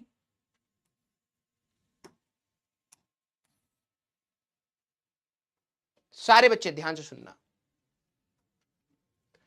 सर ये एक ट्राइंगल बना रहे हैं दोनों मिलके। मैंने कहा हाँ। तो सर इस वाले वेक्टर को इस वाले वेक्टर के साथ जोड़ना था। मैंने कहा हाँ जोड़ना है। तो सर इन्होंने क्या बोला है, if two vectors which are to be added, दोनों को जोड़ना है, kept along the adjacent sides of a triangle in such a way that head of one vector coincide with tail of another vector. ये बहुत important condition है, हल्के में मत ले लेना। आप इन दो वेक्टर्स को ट्राइंगल के साइड में रखो इस तरीके से कि एक का हेड दूसरे के टेल के साथ मैच करे। ये दोनों का हेड मैच हो रहा है, तो आप ऐसे ना रख के इसको ऐसे रखेंगे। ध्यान से देखना, ये हुआ एक का हेड दूसरे का टेल। क्लियर? ये हुआ एक का हेड दूसरे का टेल। तो अगर मेरे को इन दोनों वेक्टर्स को जोड़ना है, एक ये वाला वेक्टर है और एक ये वाला वेक्टर है, इन दोनों वेक्टर्स को अगर मेरे को जोड़ना है तो इनका रिजल्टेंट वेक्टर जरा पता देखना कौन है इनका रिजल्टेंट वेक्टर। इन दोनों का रिजल्टेंट वेक्टर होगा ये वाला। दिस इज रिजल्टेंट वेक्टर, मतलब इन दोनों का जोड़। सारे बच्चे इसको बनाना, this is resultant vector. Sir resultant vector मतलब ये एक ऐसा वेक्टर होगा जो इन दोनों के समेशन से आएगा। 2 क्लासेस लगेंगी कम से कम, आज की अभी ये वाली जो क्लास चल रही है ये, और अगली क्लास और, इसकी सिर्फ थ्योरी को डिटेल में बताने के लिए, ठीक है। फिर जाएंगे हम लोग क्वेश्चंस पर। लेकिन उससे पहले मैं चाहता हूं कि मैं तमीज से पढ़ाऊं और आप तमीज से सुनिए। समझ रहे हो? मेरे को इन दोनों वेक्टर्स को जोड़ना है, तो आप कैसे रखोगे ट्राइंगल में? सर किसी बच्चे को ये रहे कि सर हमारे पास ट्राइंगल बनाना था ना, तो मैंने एक उल्टा जो करके बनाया था, आप ऐसे रख लेते। सर ए वेक्टर ये रहा, बी वेक्टर ये रहा। नहीं, ये स्टेटमेंट कहा ही नहीं, ठीक है। ये स्टेटमेंट वाई का, अभी रुक जा भाई, अभी रुक जा, पहले स्टेटमेंट ने जो बोला वो समझ। ऐसे नहीं कहा एक का हेड दूसरे का टेल। किसी ने बोला कि सर एक का हेड है दूसरे का टेल है ना, तो क्या आप इसको ऐसे रख लो, ऐसे रख लो, तो भी बात वही है? बिल्कुल बात वही है। एक का हेड दूसरे का टेल, ये आपका रिजल्टेंट वेक्टर आएगा। ये एग्जैक्टली उसके बराबर होगा, अभी मैं आपको दिखाऊंगा, ठीक है। पहले तो ये समझो। सारे बच्चे जरा बताना, अगर इन दोनों वेक्टर्स के बीच का एंगल की बात करूं तो कौन सा एंगल होगा, बाहर वाला अंदर वाला? सोच के बताइए, ध्यान से सुनना। पहले थ्योरेटिकली भी चलेगा, कंसेप्चुअली भी चलेगा, फिर प्योर कंसेप्ट चलेगा। इन ए और बी के बीच का एंगल अगर मैं कह रहा हूं थीटा है, ठीक है। If angle between a and b is theta, सारे बच्चे बताना कौन सा एंगल होना चाहिए, अंदर वाला या बाहर वाला? चलो thank God. Angle between any two vectors is the angle between their direction. बेटा ये वाला वेक्टर था, इसका इधर अगर तुम देखो तो ये है इन दोनों के बीच का एंगल। क्लियर? जबरदस्ती के डाउट मत बनाना, मैं आपको सारी चीजें सिमुलेशन से दिखाऊंगा, सारी चीजें, ठीक है। बट अभी के लिए जो मैं बता रहा हूं वो समझ रहा है। इन दोनों के बीच का एंगल थीटा है। दो वेक्टर्स को जोड़ने के लिए एंगल बहुत मैटर है कि इनके बीच का एंगल क्या है। अब मेरे को इन दोनों को जोड़ना है, समझना। इफ वी कैन फाइंड, इन्होंने तो यही बोला ना, ध्यान से सुनना, the resultant of these two vector, इन दोनों का जो रिजल्टेंट है shown by the single vector from the initial to final. ये आपका इनिशियल पॉइंट था बेटा, ये आपका फाइनल पॉइंट था। अगर आप एक सिंगल वेक्टर बनाते हो यहां से लेके यहां तक, तो ये रिजल्टेंट वेक्टर होता है। क्लियर? अगर हमारा टारगेट है कि रिजल्टेंट वेक्टर का मैग्नीट्यूड क्या होगा, ठीक है, रिजल्टेंट वेक्टर का कोई बोले कि भाई मैग्नीट्यूड कितना होगा, हमें ये चाहिए, तो मैंने कहा यार रिजल्टेंट वेक्टर का अगर मैग्नीट्यूड चाहिए तो लेंथ ऑफ एरो निकाल दो। हाँ या ना? सीधी सी बात, अगर मैं इस एरो का लेंथ निकाल पाया तो रिजल्टेंट वेक्टर का मैग्नीट्यूड मुझे मिल जाएगा। बेटा इधर उधर की बात बिल्कुल मत करना, तुम बिलीव नहीं करोगे तुम कितनी बड़ी चीज मिस कर रहे हो। तो मैंने कहा कि इसको करा जा सकता था यार, देखना इसको करा जा सकता था। कैसे? मैंने यही सेम डायग्राम यहां पे लिया, आप उसी में कर लेना बेटा, क्योंकि यहां पे रोंदड़ू बच्चे ज्यादा हैं तो वो तंग ना करें इसीलिए। ठीक है, जरा ये देखना, मुझे रिजल्टेंट इनका चाहिए, तो मैंने कहा कि चलो ठीक है, मुझे इसका लेंथ चाहिए, तो मैंने कहा यार अभी हम लोगों ने ना रेजोल्यूशन पढ़ा, अगर मैं यहां से परपेंडिकुलर ड्रॉप कर दूं, क्या आपको ये बात समझ आ रही है कि ये वाला लेंथ हमारे पास कितना होगा, that is b cos theta होगा, क्योंकि ये बी वेक्टर का कॉस थीटा आएगा और ये आएगा बी साइन थीटा। सारे बच्चे इस बात पे दिल बनाइए, सारे बच्चे इस बात पर दिल बनाइए कि मैंने इस बी वेक्टर को रिजॉल्व कर लिया। क्यों कर लिया अभी आपको दिखेगा। अगर मैं इस बी वेक्टर को यहां से तोड़ दूं, हटा दूं, रेजोल्यूशन मतलब तो तोड़ना ही होता है, अगर मैं इस बी वेक्टर को यहां से हटा दूं तो मैंने उसकी जगह पर यहां पे ले लिया है बी कॉस थीटा, ये हो गया है बी साइन थीटा। क्या आपको अब कुछ ऐसा दिखाई दे रहा है कि ये वाला लेंथ ए तो था ही, ये वाला लेंथ हो गया ए प्लस बी कॉस थीटा और ये वाला लेंथ है बी साइन थीटा। ध्यान से देखना, तो मुझे तो ये वाला एरो चाहिए था सर, तो मैंने कहा यार एक तो राइट एंगल ट्राइंगल दिखाई दे रहा है, मुझे अगर ये चाहिए रिजल्टेंट वैल्यू का वैल्यू कितना है, अगर ये चाहिए तो पाइथागोरस थ्योरम लगा दो। क्लियर?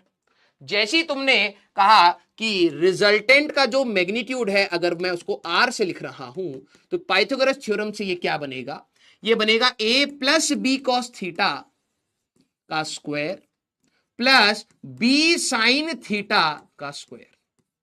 पाइथागोरस थ्योरम लगाई, जरा देखना R is equal to under root में, ये आप ओपन करिए, A square plus B square cos square theta plus 2ab cos theta और यहां पर आ जाएगा बेटा आपका B square sine square theta. अगर आप इन दोनों को, ठीक है, इन दोनों को अगर आप क्लब करें तो जरा देखना आपको कैसा मिलेगा। तो आर की वैल्यू मिलेगी अंडर रूट में बेटा A square plus B square plus 2ab cos theta. सारे बच्चे पहले इसको फील करिए, हाँ या ना? सारे बच्चे पहले इसको फील करिए। सर ये क्या निकाला है, देसी भाषा में बोले रिजल्टेंट की वैल्यू या रिजल्टेंट का मैग्नीट्यूड है, ये का मैग्नीट्यूड वैल्यू कितनी होगी वो इस फॉर्मूले से मिलेगी, ये निकाला है। सर एक वेक्टर की तो डायरेक्शन भी होती है, मैंने कहा हाँ होती है। तो इस ट्राइंगल में ये आपको डेरिवेशन स्कूल में आती है, इस वेक्टर की डायरेक्शन मान लो ये है एक्स एक्सिस से अल्फा, तो ये भी आपका रिजल्टेंट वेक्टर बनेगा, ये है अल्फा और ये रहा अल्फा, तो आप tan अल्फा इस ट्राइंगल में लगाएंगे। ठीक है, सारे बच्चे जरा ये देखना, आप tan अल्फा लगाते तो आप कहते परपेंडिकुलर ओवर बेस, तो ध्यान से देखिए tan अल्फा ये आएगा बेटा b sine theta upon a plus B cos theta. तो अल्फा जो इस वेक्टर, जिस वेक्टर ने एंगल बनाया होगा that is b sine theta upon a plus B cos theta. पहले इतना लिख लीजिए, मुझे पता आपको बहुत सारे डाउट आए होंगे, पहले इसको लिख लीजिए। बेटा आपको मेरी टोन से पता लग रहा है आई एम सीरियस, क्योंकि ये बहुत ज्यादा इंपॉर्टेंट चीज है। मैंने आपको पहले ही बताया फिजिक्स का शायद ही कोई एक ऐसा चैप्टर होगा जहां पर वेक्टर ना हो, शायद, ठीक है। और कोई टीचर चाहे तो वेक्टर हर चैप्टर में डाल सकता है। तो विदाउट दिस चैप्टर आप अपनी फिजिक्स नहीं कर सकते, ना मात्र होगी। आपकी थ्योरी आपको आती होगी, डेफिनेशंस आपको आते होंगे, फॉर्मुलेज आपको आते होंगे, लेकिन मैं आपको बता रहा हूं आपको फिजिक्स नहीं आती होगी। तो विदाउट वेक्टर्स ये नहीं होगा। अब मैं इसको समझाना स्टार्ट करता हूं। ये तो डेरिवेशन से आया ना, ठीक है, डेरिवेशन से आया। सर ये बताना क्या चाह रहा है मेरे को, ठीक है। अब बात होती है एनालिसिस स्टार्ट होगी। ये फॉर्मूला याद करना है, बिल्कुल याद करना है। सर एंगल आपने क्यों निकाला, ये हमारे लिए डायरेक्शन है बेटा, डायरेक्शन ऑफ रिजल्टेंट। अब एक बच्चा बोलेगा सर डायरेक्शन ऑफ रिजल्टेंट में तो हम लोग आई कैप, जे कैप, के कैप में चलते थे। हाँ या ना सर, जब भी आपने डायरेक्शन बोला या यूनिट वेक्टर बोला उसमें तो आई कैप, जे कैप, के कैप होता था। आप यहां tan अल्फा क्यों निकाल रहे हो? मैंने कहा यार अगर मेरे पास एक वेक्टर 10 न्यूटन का लगा है और मैंने कहा 30 degree with positive x axis, तो मैग्नीट्यूड और डायरेक्शन डिफाइन हो गई। ध्यान से सुनना मेरे वर्ड को। मैंने कहा भाई तू 10 न्यूटन का फोर्स लगा, तो फोर्स एक वेक्टर क्वांटिटी है, विदाउट डायरेक्शन ये कभी भी तू कंप्लीट समझ ही नहीं पाएगा। तू बोलेगा मेरे को सर 10 न्यूटन तो लगा दूं, लगाऊं कैसे? मैंने कहा एक्स एक्सिस से 30 degree 30 degree anti clockwise direction में 10 न्यूटन लगा दे, तो डायरेक्शन भी स्पेसिफाइड है और मैग्नीट्यूड भी स्पेसिफाइड है। तो ये वेक्टर कंप्लीटली डिफाइंड है, ठीक है। हाँ, आई कैप, जे कैप, के कैप में भी निकलवाऊंगा आगे, तो ये कोई गलत बात नहीं है कि डायरेक्शन नहीं है। सर डायरेक्शन तो हमेशा आई कैप, जे कैप, के कैप में होती है, ऐसा नहीं है। कार्टेशियन कोऑर्डिनेट्स में अगर तुम जाओ तो आई कैप, जे कैप, के कैप में भी लिख सकते हो और 30 डिग्री 45 डिग्री इसमें भी लिख सकते हो। अभी मैं आगे चल के सारी चीजें प्रूफ कर दूंगा। क्लियर? अब जरा समझना। अब इसको ना आप समरी बोलिए, एनालिसिस बोलिए, जो बोलना है बोलिए, मेरे को फर्क नहीं पड़ता। बात यह, लेकिन आपके दिमाग में ये चीज होनी चाहिए।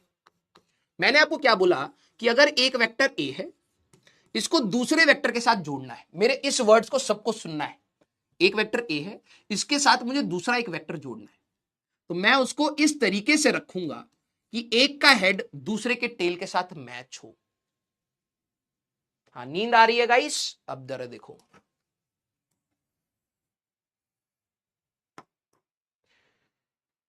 ठीक है। ऐसे आपको इतने सारे सवाल मिलेंगे। अगर आप ट्राइंगल नहीं, जो मैं वर्ड बोल रहा हूं ना, अगर आपने नहीं पकड़े, लिटरली बता रहा हूं मौत आ जाएगी। सवाल में ट्राइंगल में खोते चले जाओगे, ठीक है। तुम्हें शायद लगता है कई बार कि सर ऐसे ही स्टेटमेंट बोल दिया होगा, ठीक है इंपॉर्टेंट है, लेकिन इतना नहीं है बेटा। सवाल बन रहे हैं उस पर। दो वेक्टर्स को इस तरीके से रखोगे कि एक का हेड दूसरे का टेल रहे।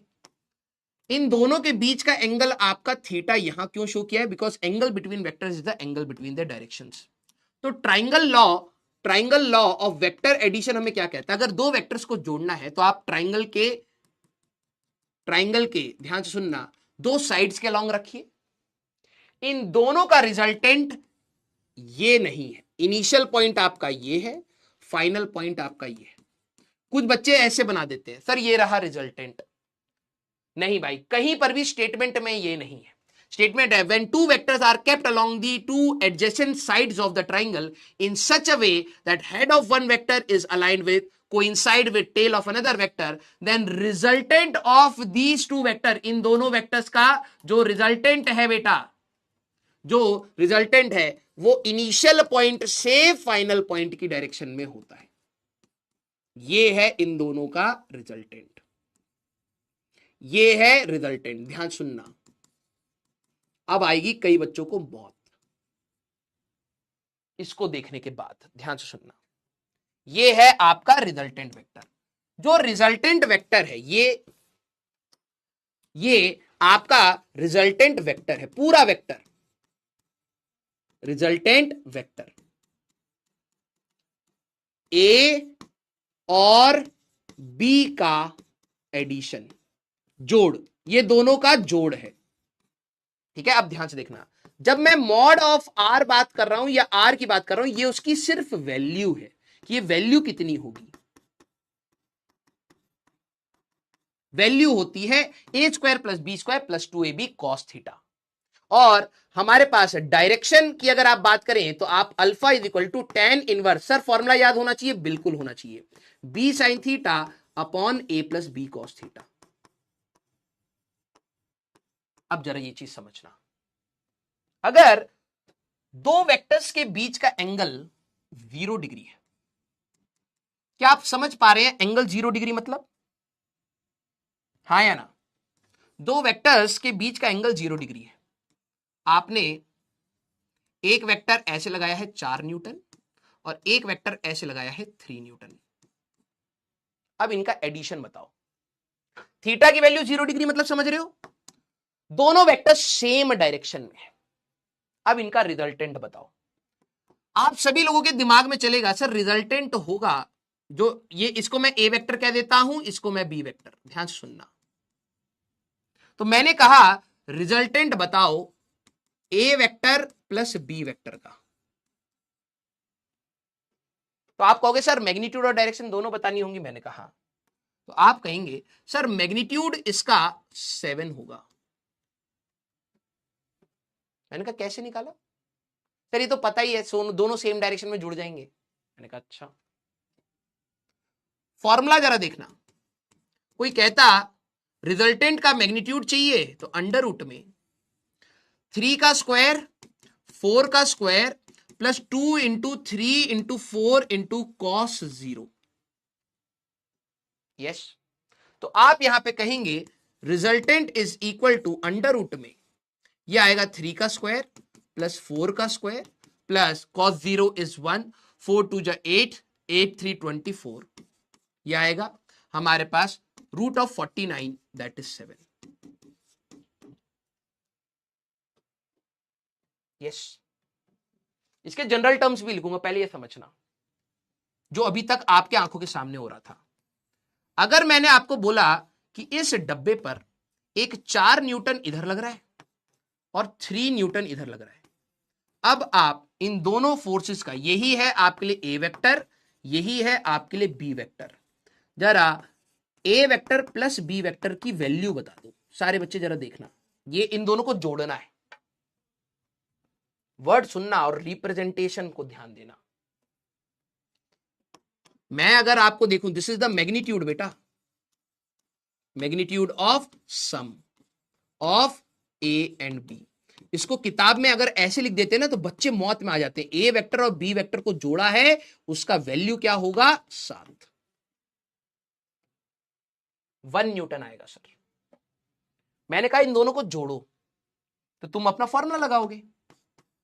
सर 4 का स्क्वायर प्लस 3 का स्क्वायर प्लस 2 इंटू 4 इंटू 3, इनके बीच का एंगल बताइए सारे बच्चे,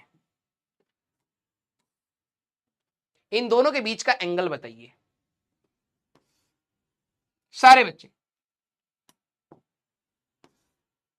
सर ये वाला वेक्टर इधर है, ये वाला वेक्टर इधर है, 180 डिग्री इन दोनों के बीच का एंगल है, cos 180, cos 180 इज -1। ठीक है, तो अब वैल्यू नहीं निकालनी आती, बेसिक मैथ सब सिखा रखा है बेटा। हमारे पास 16 प्लस 9 माइनस हमारे पास 24, तो 25 माइनस 24 1। समझना सर ये तो कम हो गया, आप तो जोड़ने के लिए कह रहे थे। बेटा वेक्टर को जब आप जोड़ते हैं एंगल देखकर जोड़ते हैं। मैंने इन दोनों वेक्टर्स को जोड़ा ही है, मैंने आपको 3 वेक्टर और 4 वेक्टर को जोड़ने के लिए ही बोला है। स्टेटमेंट समझना, 7 नहीं आएगा। जब इन दोनों को आपने जोड़ा इसकी वैल्यू 1 आई, क्यों? Because theta was 180 degree. इधर इधर जरा ध्यान सुनना, मैंने कहा कि ए वेक्टर और बी वेक्टर को जोड़ के रिजल्टेंट बताओ। ये क्या बता रहा है? इन दोनों को जोड़ना है। जोड़ने का तरीका वेक्टर लॉस ऑफ एडिशन से ही लगाओगे। मैं इसको ऐसे लिख दूं कि भैया 3 वेक्टर प्लस 4 वेक्टर जोड़ दो, तो ये नहीं 7 लिख दिया। मैंने यहां पर कहीं नहीं बोला कि इसका मैग्नीट्यूड 7 होगा, इसका मतलब समझो। ये मैंने कहा इन दोनों को जोड़ो, तो जोड़ते समय एंगल देखोगे, इधर एंगल 0 है, तो अब आप कहोगे सर इन दोनों वेक्टर्स के एडिशन का जो मैग्नीट्यूड, ये क्या है, इन दोनों को जोड़ा और इसका मैग्नीट्यूड 7 होगा। क्लियर? हाँ या ना? यस। यहां पर भी 3+4 कर रहा हूं, यहां पर भी 3+4 कर रहा हूं मेरे एंटरप्रेन्योर। सर यहां पर तो आंसर 7 आ रहा है, यहां आंसर 1 आ रहा है, बिकॉज एंगल देख के जुड़ते हैं। ऐसी क्वांटिटीज जिनको जोड़ते समय आप एंगल देख के जोड़ोगे उनको आप कहते हैं वेक्टर। मैंने जोड़ा यहां पर भी है, मैंने जोड़ा यहां पर भी है, लेकिन एक में एंगल 0 डिग्री था तो रिजल्ट 7 हो गया, एक में एंगल 180 था तो रिजल्टेंट 1 हो गया। क्लियर? हाँ या ना? एंगल देख के जोड़ा जाता है भाई। क्लियर? अब जरा सारे बच्चे इसी चीज को, आपके पास तो स्पेस है, इसी चीज को कंटिन्यू करेंगे। इसी चीज को मान लीजिए, अब मैंने यही आपको 3 और 4 ऐसे दे दिए। अब बताओ, ये थीटा की वैल्यू 90 डिग्री है। सारे बच्चे यही है आपका ए वेक्टर, यही है आपका बी वेक्टर। अब मुझे सोच के बताओ, ठीक है? अब मुझे सोच के बताओ कि इन दोनों वेक्टर्स के बीच का एंगल, सर आपको कैसे पता? मैंने कहा भाई देख, 3 वेक्टर ये रहा, दूसरे वेक्टर को उठा करके इधर लिया। रुको एक बार,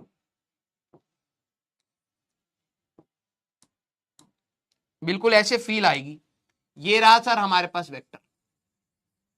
मैंने कहा इस वेक्टर को बिल्कुल उठा करके मैं यहां ले आता हूं। बताओ अब इनके बीच का एंगल कितना दिख रहा है? दिख रहा है 90 डिग्री। हाँ सर 90 डिग्री दिख रहा है। यस। तो मैंने कहा कि भाई रिजल्टेंट बताना है इन दोनों को जोड़कर। इसका मतलब समझिए, मैं कह रहा हूं 3 वेक्टर और 4 वेक्टर को जोड़ो। मैं ये नहीं कह रहा हूं 3+4 कर, दोनों वेक्टर को जोड़ो। मैंने इसीलिए यहां पे लिखा है ए और बी का जोड़ है, रिजल्टेंट की वैल्यू नहीं दे रहा है, जोड़ना है बस। तो मैंने कहा ठीक है जोड़ देंगे। तो वैल्यू हमारे पास कितनी आएगी बेटा? आप यहां कहेंगे, इसी को ऐसे लिख सकते हैं, mod of a plus b. इसको रीड कर लेना बेटा, ये बहुत जगह मिलेगा। सर इसका मतलब नहीं समझ आता है। अरे मैग्नीट्यूड है ये किसका? ए वेक्टर और बी वेक्टर का सम, जो भी इनको जोड़ने के बाद जो भी आएगा उसका वैल्यू बता दे। इसको रीड ऐसे करते हैं। तो यही तुम्हारा आर है, आर वेक्टर का मैग्नीट्यूड। इसी को आप आर देखें तो अंडर रूट में 3 का स्क्वायर 4 का square plus 2 into 3 into 4 into cos 90। बेटा कॉस 90 होता है 0,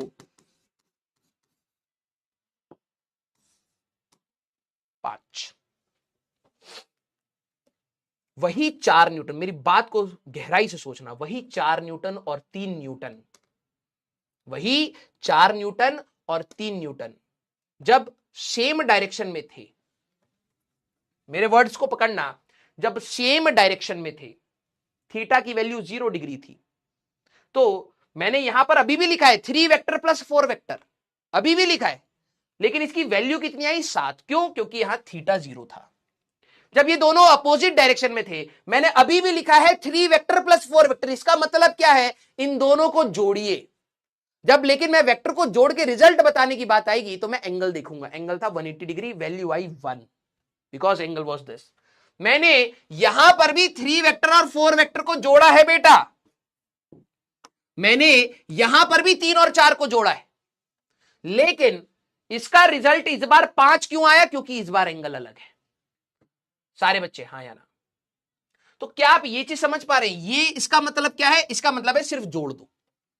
इसका मतलब क्या है? कि उसका वैल्यू बताओ। तो वैल्यू बताने के लिए एंगल देखना पड़ेगा। क्लियर? हाँ या ना? यस। सर थीटा की वैल्यू ना पता हो? अच्छा एक बात बता, एक बॉडी पर 3 न्यूटन और 4 न्यूटन लगे, रिजल्टेंट बता दे। तू नहीं बता सकता जब तक वो तेरे को एंगल ना बताए। तो तू ऐसी बात कैसे कर रहा है कि सर एंगल ना पता? अबे एंगल नहीं पता तो हम जोड़ ही नहीं पाएंगे।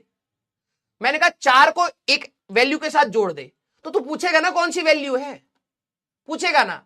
सर 4 को 2 के साथ जोड़ू, 4 को 3 के साथ जोड़ू, 4 को 10 के साथ जोड़ू, तो ये इनकम्प्लीट स्टेटमेंट दूंगा तो तेरा आंसर तो आना नहीं है। तो वेक्टर में बेटा जब तक एंगल नहीं होगा तब तक तू जवाब नहीं दे सकता। सारे बच्चे, तो जब भी मैं किसी दो वेक्टर, सारे बच्चे को ये बात समझ आ जानी चाहिए, if theta is equal to 0, तो रिजल्टेंट की जो मैग्नीट्यूड होती है, इस स्टेटमेंट कोई बच्चे नहीं पकड़ पाते यार। जो मैग्नीट्यूड ऑफ एडिशन आएगा वो दोनों के मैग्नीट्यूड्स, दोनों वेक्टर्स के मैग्नीट्यूड का सम होता है। इसको रीड कर लोगे तो बेटा मैं बता रहा हूं फिजिक्स भयंकर लेवल हो जाएगी। जब थीटा की वैल्यू 180 डिग्री होती है तो रिजल्टेंट जो भी उनका रिजल्ट आएगा उसका फाइनल वैल्यू कितना होगा, mod of a minus mod of b. मैं ये मान के चल रहा हूं ए बड़ा है, बी बड़ा होगा तो बी माइनस ए कर लेंगे। अगर थीटा की वैल्यू 90 डिग्री आ रही है तो रिजल्टेंट की वैल्यू अंडर रूट में ए स्क्वायर प्लस बी स्क्वायर आती है। क्लियर? ये वही तो कर रहे हैं हम। यस सारे बच्चे, हाँ या ना? क्लियर? अब जरा एक जेईई मेंस का सवाल, इसके बाद मैं सिमुलेशन दिखाऊंगा, अब पढ़ाऊंगा नहीं, इतना आप बस सोच के आना है। तो ये बताओ इस ट्राइंगल में, ये अभी क्या सवाल कह रहा है अभी छोड़ दो, इस ट्राइंगल में किसको जोड़ रहे हो, क्या आ रहा है? सारे बच्चे इन चारों में ढूंढ के बता दो। चलो जो बच्चे इधर उधर बकैती कर रहे थे बस मुझे ये बता दो, ये ट्राइंगल दिख रहे हैं, किन दो को जोड़ रहे हो और कौन सी चीज आ रही है? जिसने स्टेटमेंट पकड़ा होगा ना वही बता पाएगा। चलो पहले वाले में, क्या आप ए में बी को जोड़ के सी ला रहे हो, क्या ए में सी को जोड़ के बी ला रहे हो, क्या बी में सी को जोड़ के ए ला रहे हो, क्या कर रहे हो? इसको जरा सारे बच्चे जरा बताएं। पहला वाला,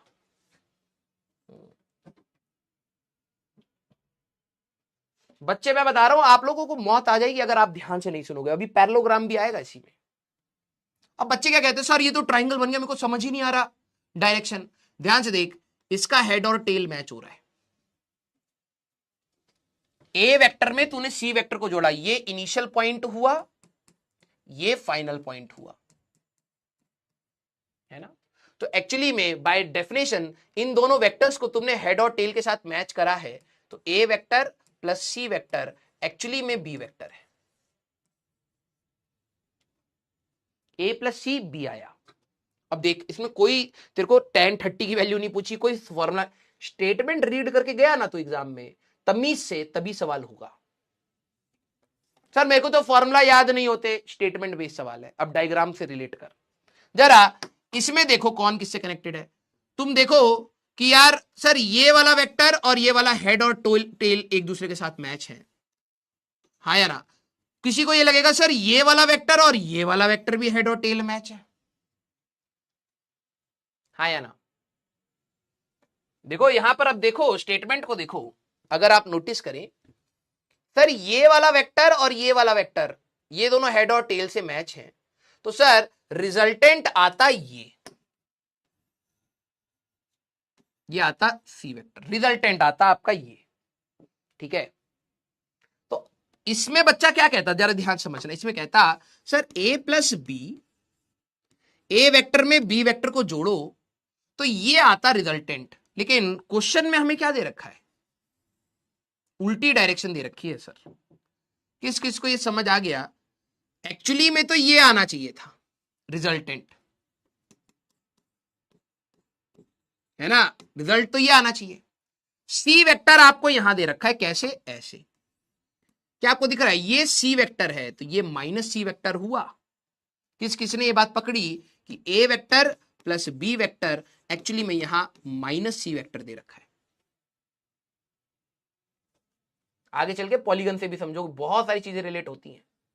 किस किस को ये बात समझ आई? दोबारा रिपीट कर रहा हूं, यहां पर ध्यान से देखना। आपका ए वेक्टर ये है, बी वेक्टर ये है और सी वेक्टर ये दे रखा है। सर आपने कैसे सोच लिया? मैंने कहा तेरे को भी सोचना चाहिए। जरा इस चीज को साइड कर, अगर ये सिर्फ होता ए प्लस बी तो तुम कहते सर ये है रिजल्टेंट, ठीक है? ये होता ए प्लस बी वेक्टर, एक्चुअली में ये आता आपका रिजल्टेंट। मैंने कहा ठीक है, मेरे को तो ये तो दे ही नहीं रखा है, मेरे को तो ये दे रखा है जो बिल्कुल इसका मैग्नीट्यूड सेम है, डायरेक्शन अपोजिट है। तो क्या मैं इस रिजल्टेंट को माइनस सी वेक्टर कह सकता हूं? बिल्कुल कह सकते हो सर। तो क्या मैं इसको ऐसे लिख सकता हूं? बिल्कुल लिख सकते हो सर।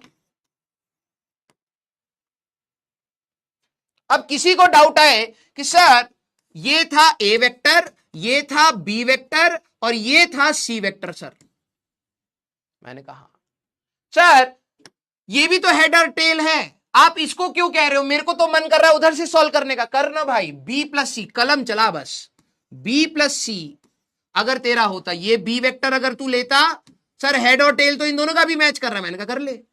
तो रिजल्टेंट जरा ध्यान से देख क्या बनता, सर ये इनिशियल पॉइंट, ये फाइनल पॉइंट, मैंने कहा तो सर वेक्टर ये बनता।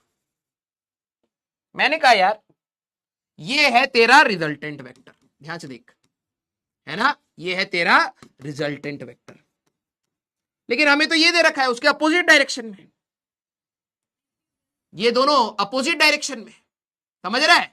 मैं अगर इसको यहां रख दूंगा तो तेरा सवाल बन जाएगा, तो क्या मैं कह सकता हूं एक्चुअली में ये b vector plus C vector actually में माइनस ए वेक्टर के बराबर है, तो यहां पर तू ऐसे भी तो लिख सकता था,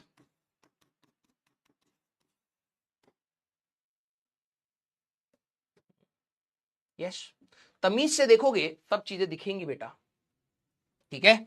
आप a प्लस बी, ध्यान सुनना, आप कहो a प्लस बी, सर ये होना चाहिए था एक्चुअली में, लेकिन दे क्या रखा है सर, उल्टा दे रखा है, तो माइनस सी लिख ले। 4 न्यूटन और माइनस 4 न्यूटन में क्या डिफरेंस है भाई, 4 न्यूटन ये है, माइनस 4 न्यूटन ये है, डायरेक्शन का ही तो डिफरेंस है। ये माइनस कब लगाते थे, जब डायरेक्शन अपोजिट होती है। Sir A vector plus B vector actually में ये होता, मैंने कहा ये तो माइनस ऑफ सी है, चुपचाप लिख, आंसर आ गया। सर इसमें कैसे करें, मैंने कहा एक का हेड और दूसरे का टेल देख, ये और ये, इन्हीं का हेड और टेल दूसरे का मैच कर रहा है, इन दोनों की तो चोंच मैच कर रही है, दोनों की टेल मैच कर रही है, ये और ये, तो एक्चुअली में C vector plus B vector, इन दोनों को जोड़ोगे तो ये इनिशियल पॉइंट है बेटा, ये इनिशियल पॉइंट और ये फाइनल पॉइंट, तो यही वेक्टर इसी डायरेक्शन में है, तो इक्वल टू ए वेक्टर।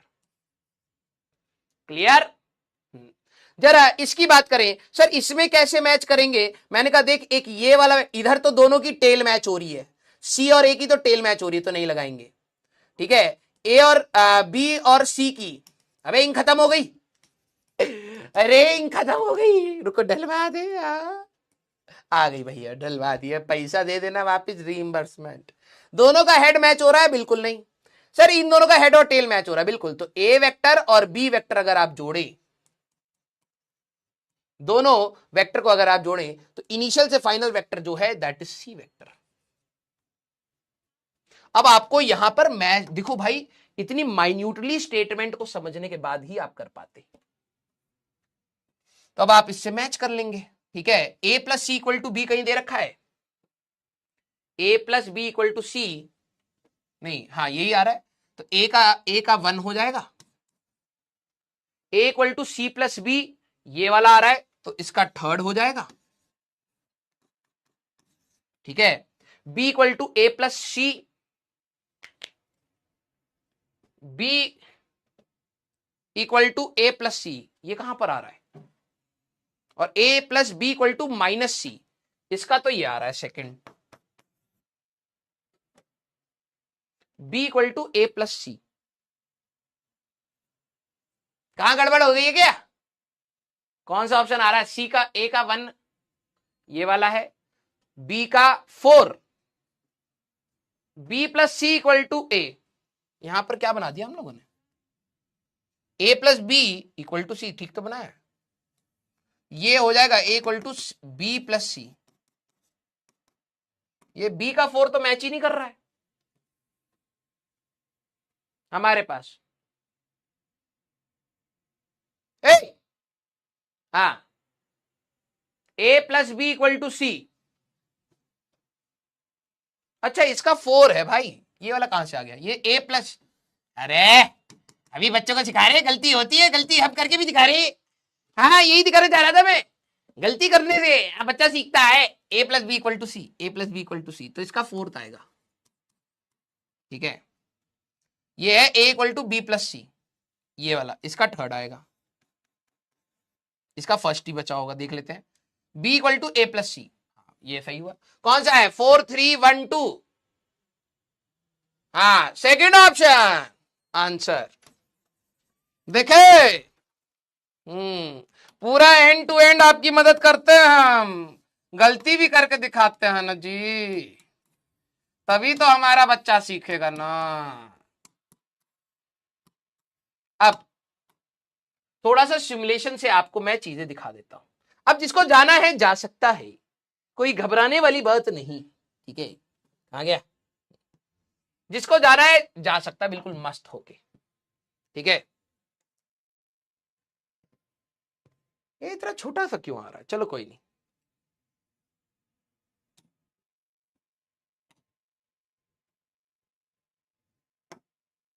हाँ चलो जरा ध्यान से देखना।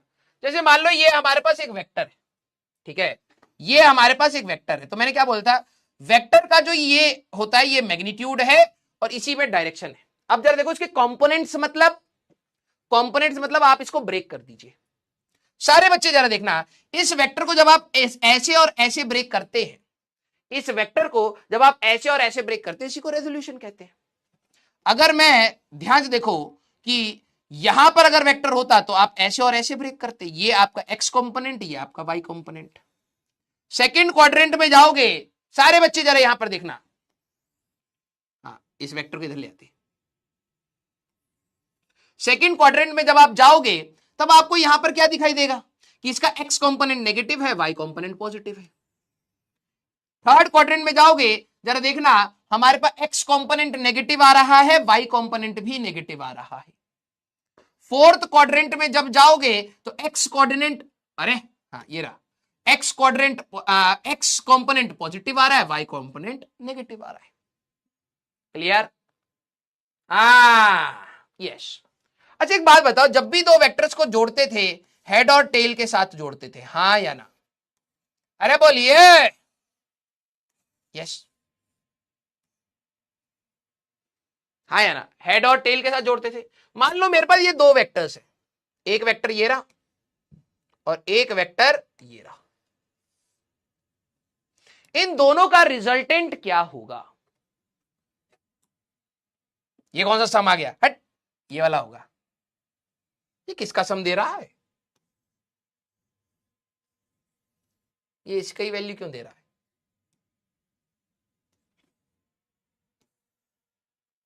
एक मिनट रुकना, इसमें बनावे, ये हमारे पास, हट, ये हमारे पास एक वेक्टर है, इसका एक्स क्वाड्रेंट यहां पे ले लेते हैं, देखिए एक्स में है कुछ वाई में है जी, यही वाला चीज सारे बच्चे जरा देखिएगा, यही वाला आपका एक्स और वाई, इसको अगर हम ऐसे कर दें, ठीक है, तो यही आपका एक्स में चला गया, यही आपका वाई में चला गया, ठीक है। आइए दूसरा वेक्टर ले लेते हैं, इन दोनों वेक्टर्स के बीच में कोई अजीब सा एंगल है, यस, इन दोनों का जरा रिजल्टेंट देखो ये, हाँ या ना? सारे बच्चे दिल बनाइए इस बात को, अरे बोलिए, क्या आपको ये बात समझ आई कि दो वेक्टर्स, एक वेक्टर ये है एक वेक्टर ये है, इन दोनों को हमें जोड़ना है? अरे बोलो यार, ए वेक्टर और बी वेक्टर, इन दोनों का सम हमारे पास ये है, हाँ या ना? देख रहे हो, when two vectors are kept along the sides of the triangle in such a way that head of one vector is aligned with या coincide with tail of another vector, आप इस वेक्टर को resultant of these two vectors is shown by this। और ये आ क्यों रहा है, जरा इसको फील करना, इसको जरा आप फील करना बेटा, सम को हटाता हूं, जरा देखना, इस वाले वेक्टर का एक x होगा और एक y होगा, इस वाले वेक्टर का भी एक x होगा एक y होगा, इसको ऐसे देखोगे तो और मजा आएगा, ठीक है। देखो इस वाले वेक्टर का एक x है और एक y है, इसका भी x है और एक y है, तो जो भी आपका रिजल्टेंट वेक्टर होगा, ध्यान से देखना, फील इट, जो भी आपका रिजल्टेंट वेक्टर है उसका भी x, इसका इन दोनों के x का समेशन इन दोनों के y का समेशन से आया, x को अलग से ज्वाइन कर दो, y को अलग से ज्वाइन कर दो, पाइथागोरस थ्योरम लगाते तो यही तो मिलता, हाँ या ना? ये ही तो इन दोनों का रिजल्टेंट है। अगर आपको मैं बोलूं भाई ये वाली लेंथ निकालनी है तो ज्योमेट्री क्या लगाते, सर ये है और ये वाला लेंथ, दोनों को इन दोनों को ज्वाइन करके एक x बना लो, इन दोनों को ज्वाइन करके एक y बना लो, पाइथागोरस थ्योरम लगाओगे तो आपको रिजल्टेंट मिल जाएगा। मैंने कहा ये तो वही है, ये तो वही है। अब जरा देखना, मैंने कहा दोनों का, देखना बेटा मजेदार चीज आएगा। हाँ, यही चीज हम पढ़े थे, when two vectors are kept, अरे when two vectors are kept along the sides of the triangle in such a way that head of one vector is aligned with the tail of another vector, then resultant of these two vectors is shown by a single vector from initial point to final point। बेटा इतनी अंग्रेजी आती नहीं है हमें, रटी हुई है, ठीक है। अगर आपका यहां पर एंगल 0 हुआ तो दोनों सेम डायरेक्शन में थे, रिजल्टेंट वेक्टर आप ध्यान से देखिए दोनों का सम आएगा, ठीक है। अब जैसे ही आपका ये वाला 90 डिग्री हो गया तो देख रहे हो रिजल्टेंट वेक्टर आपका पाइथागोरस थ्योरम से आ रहा था।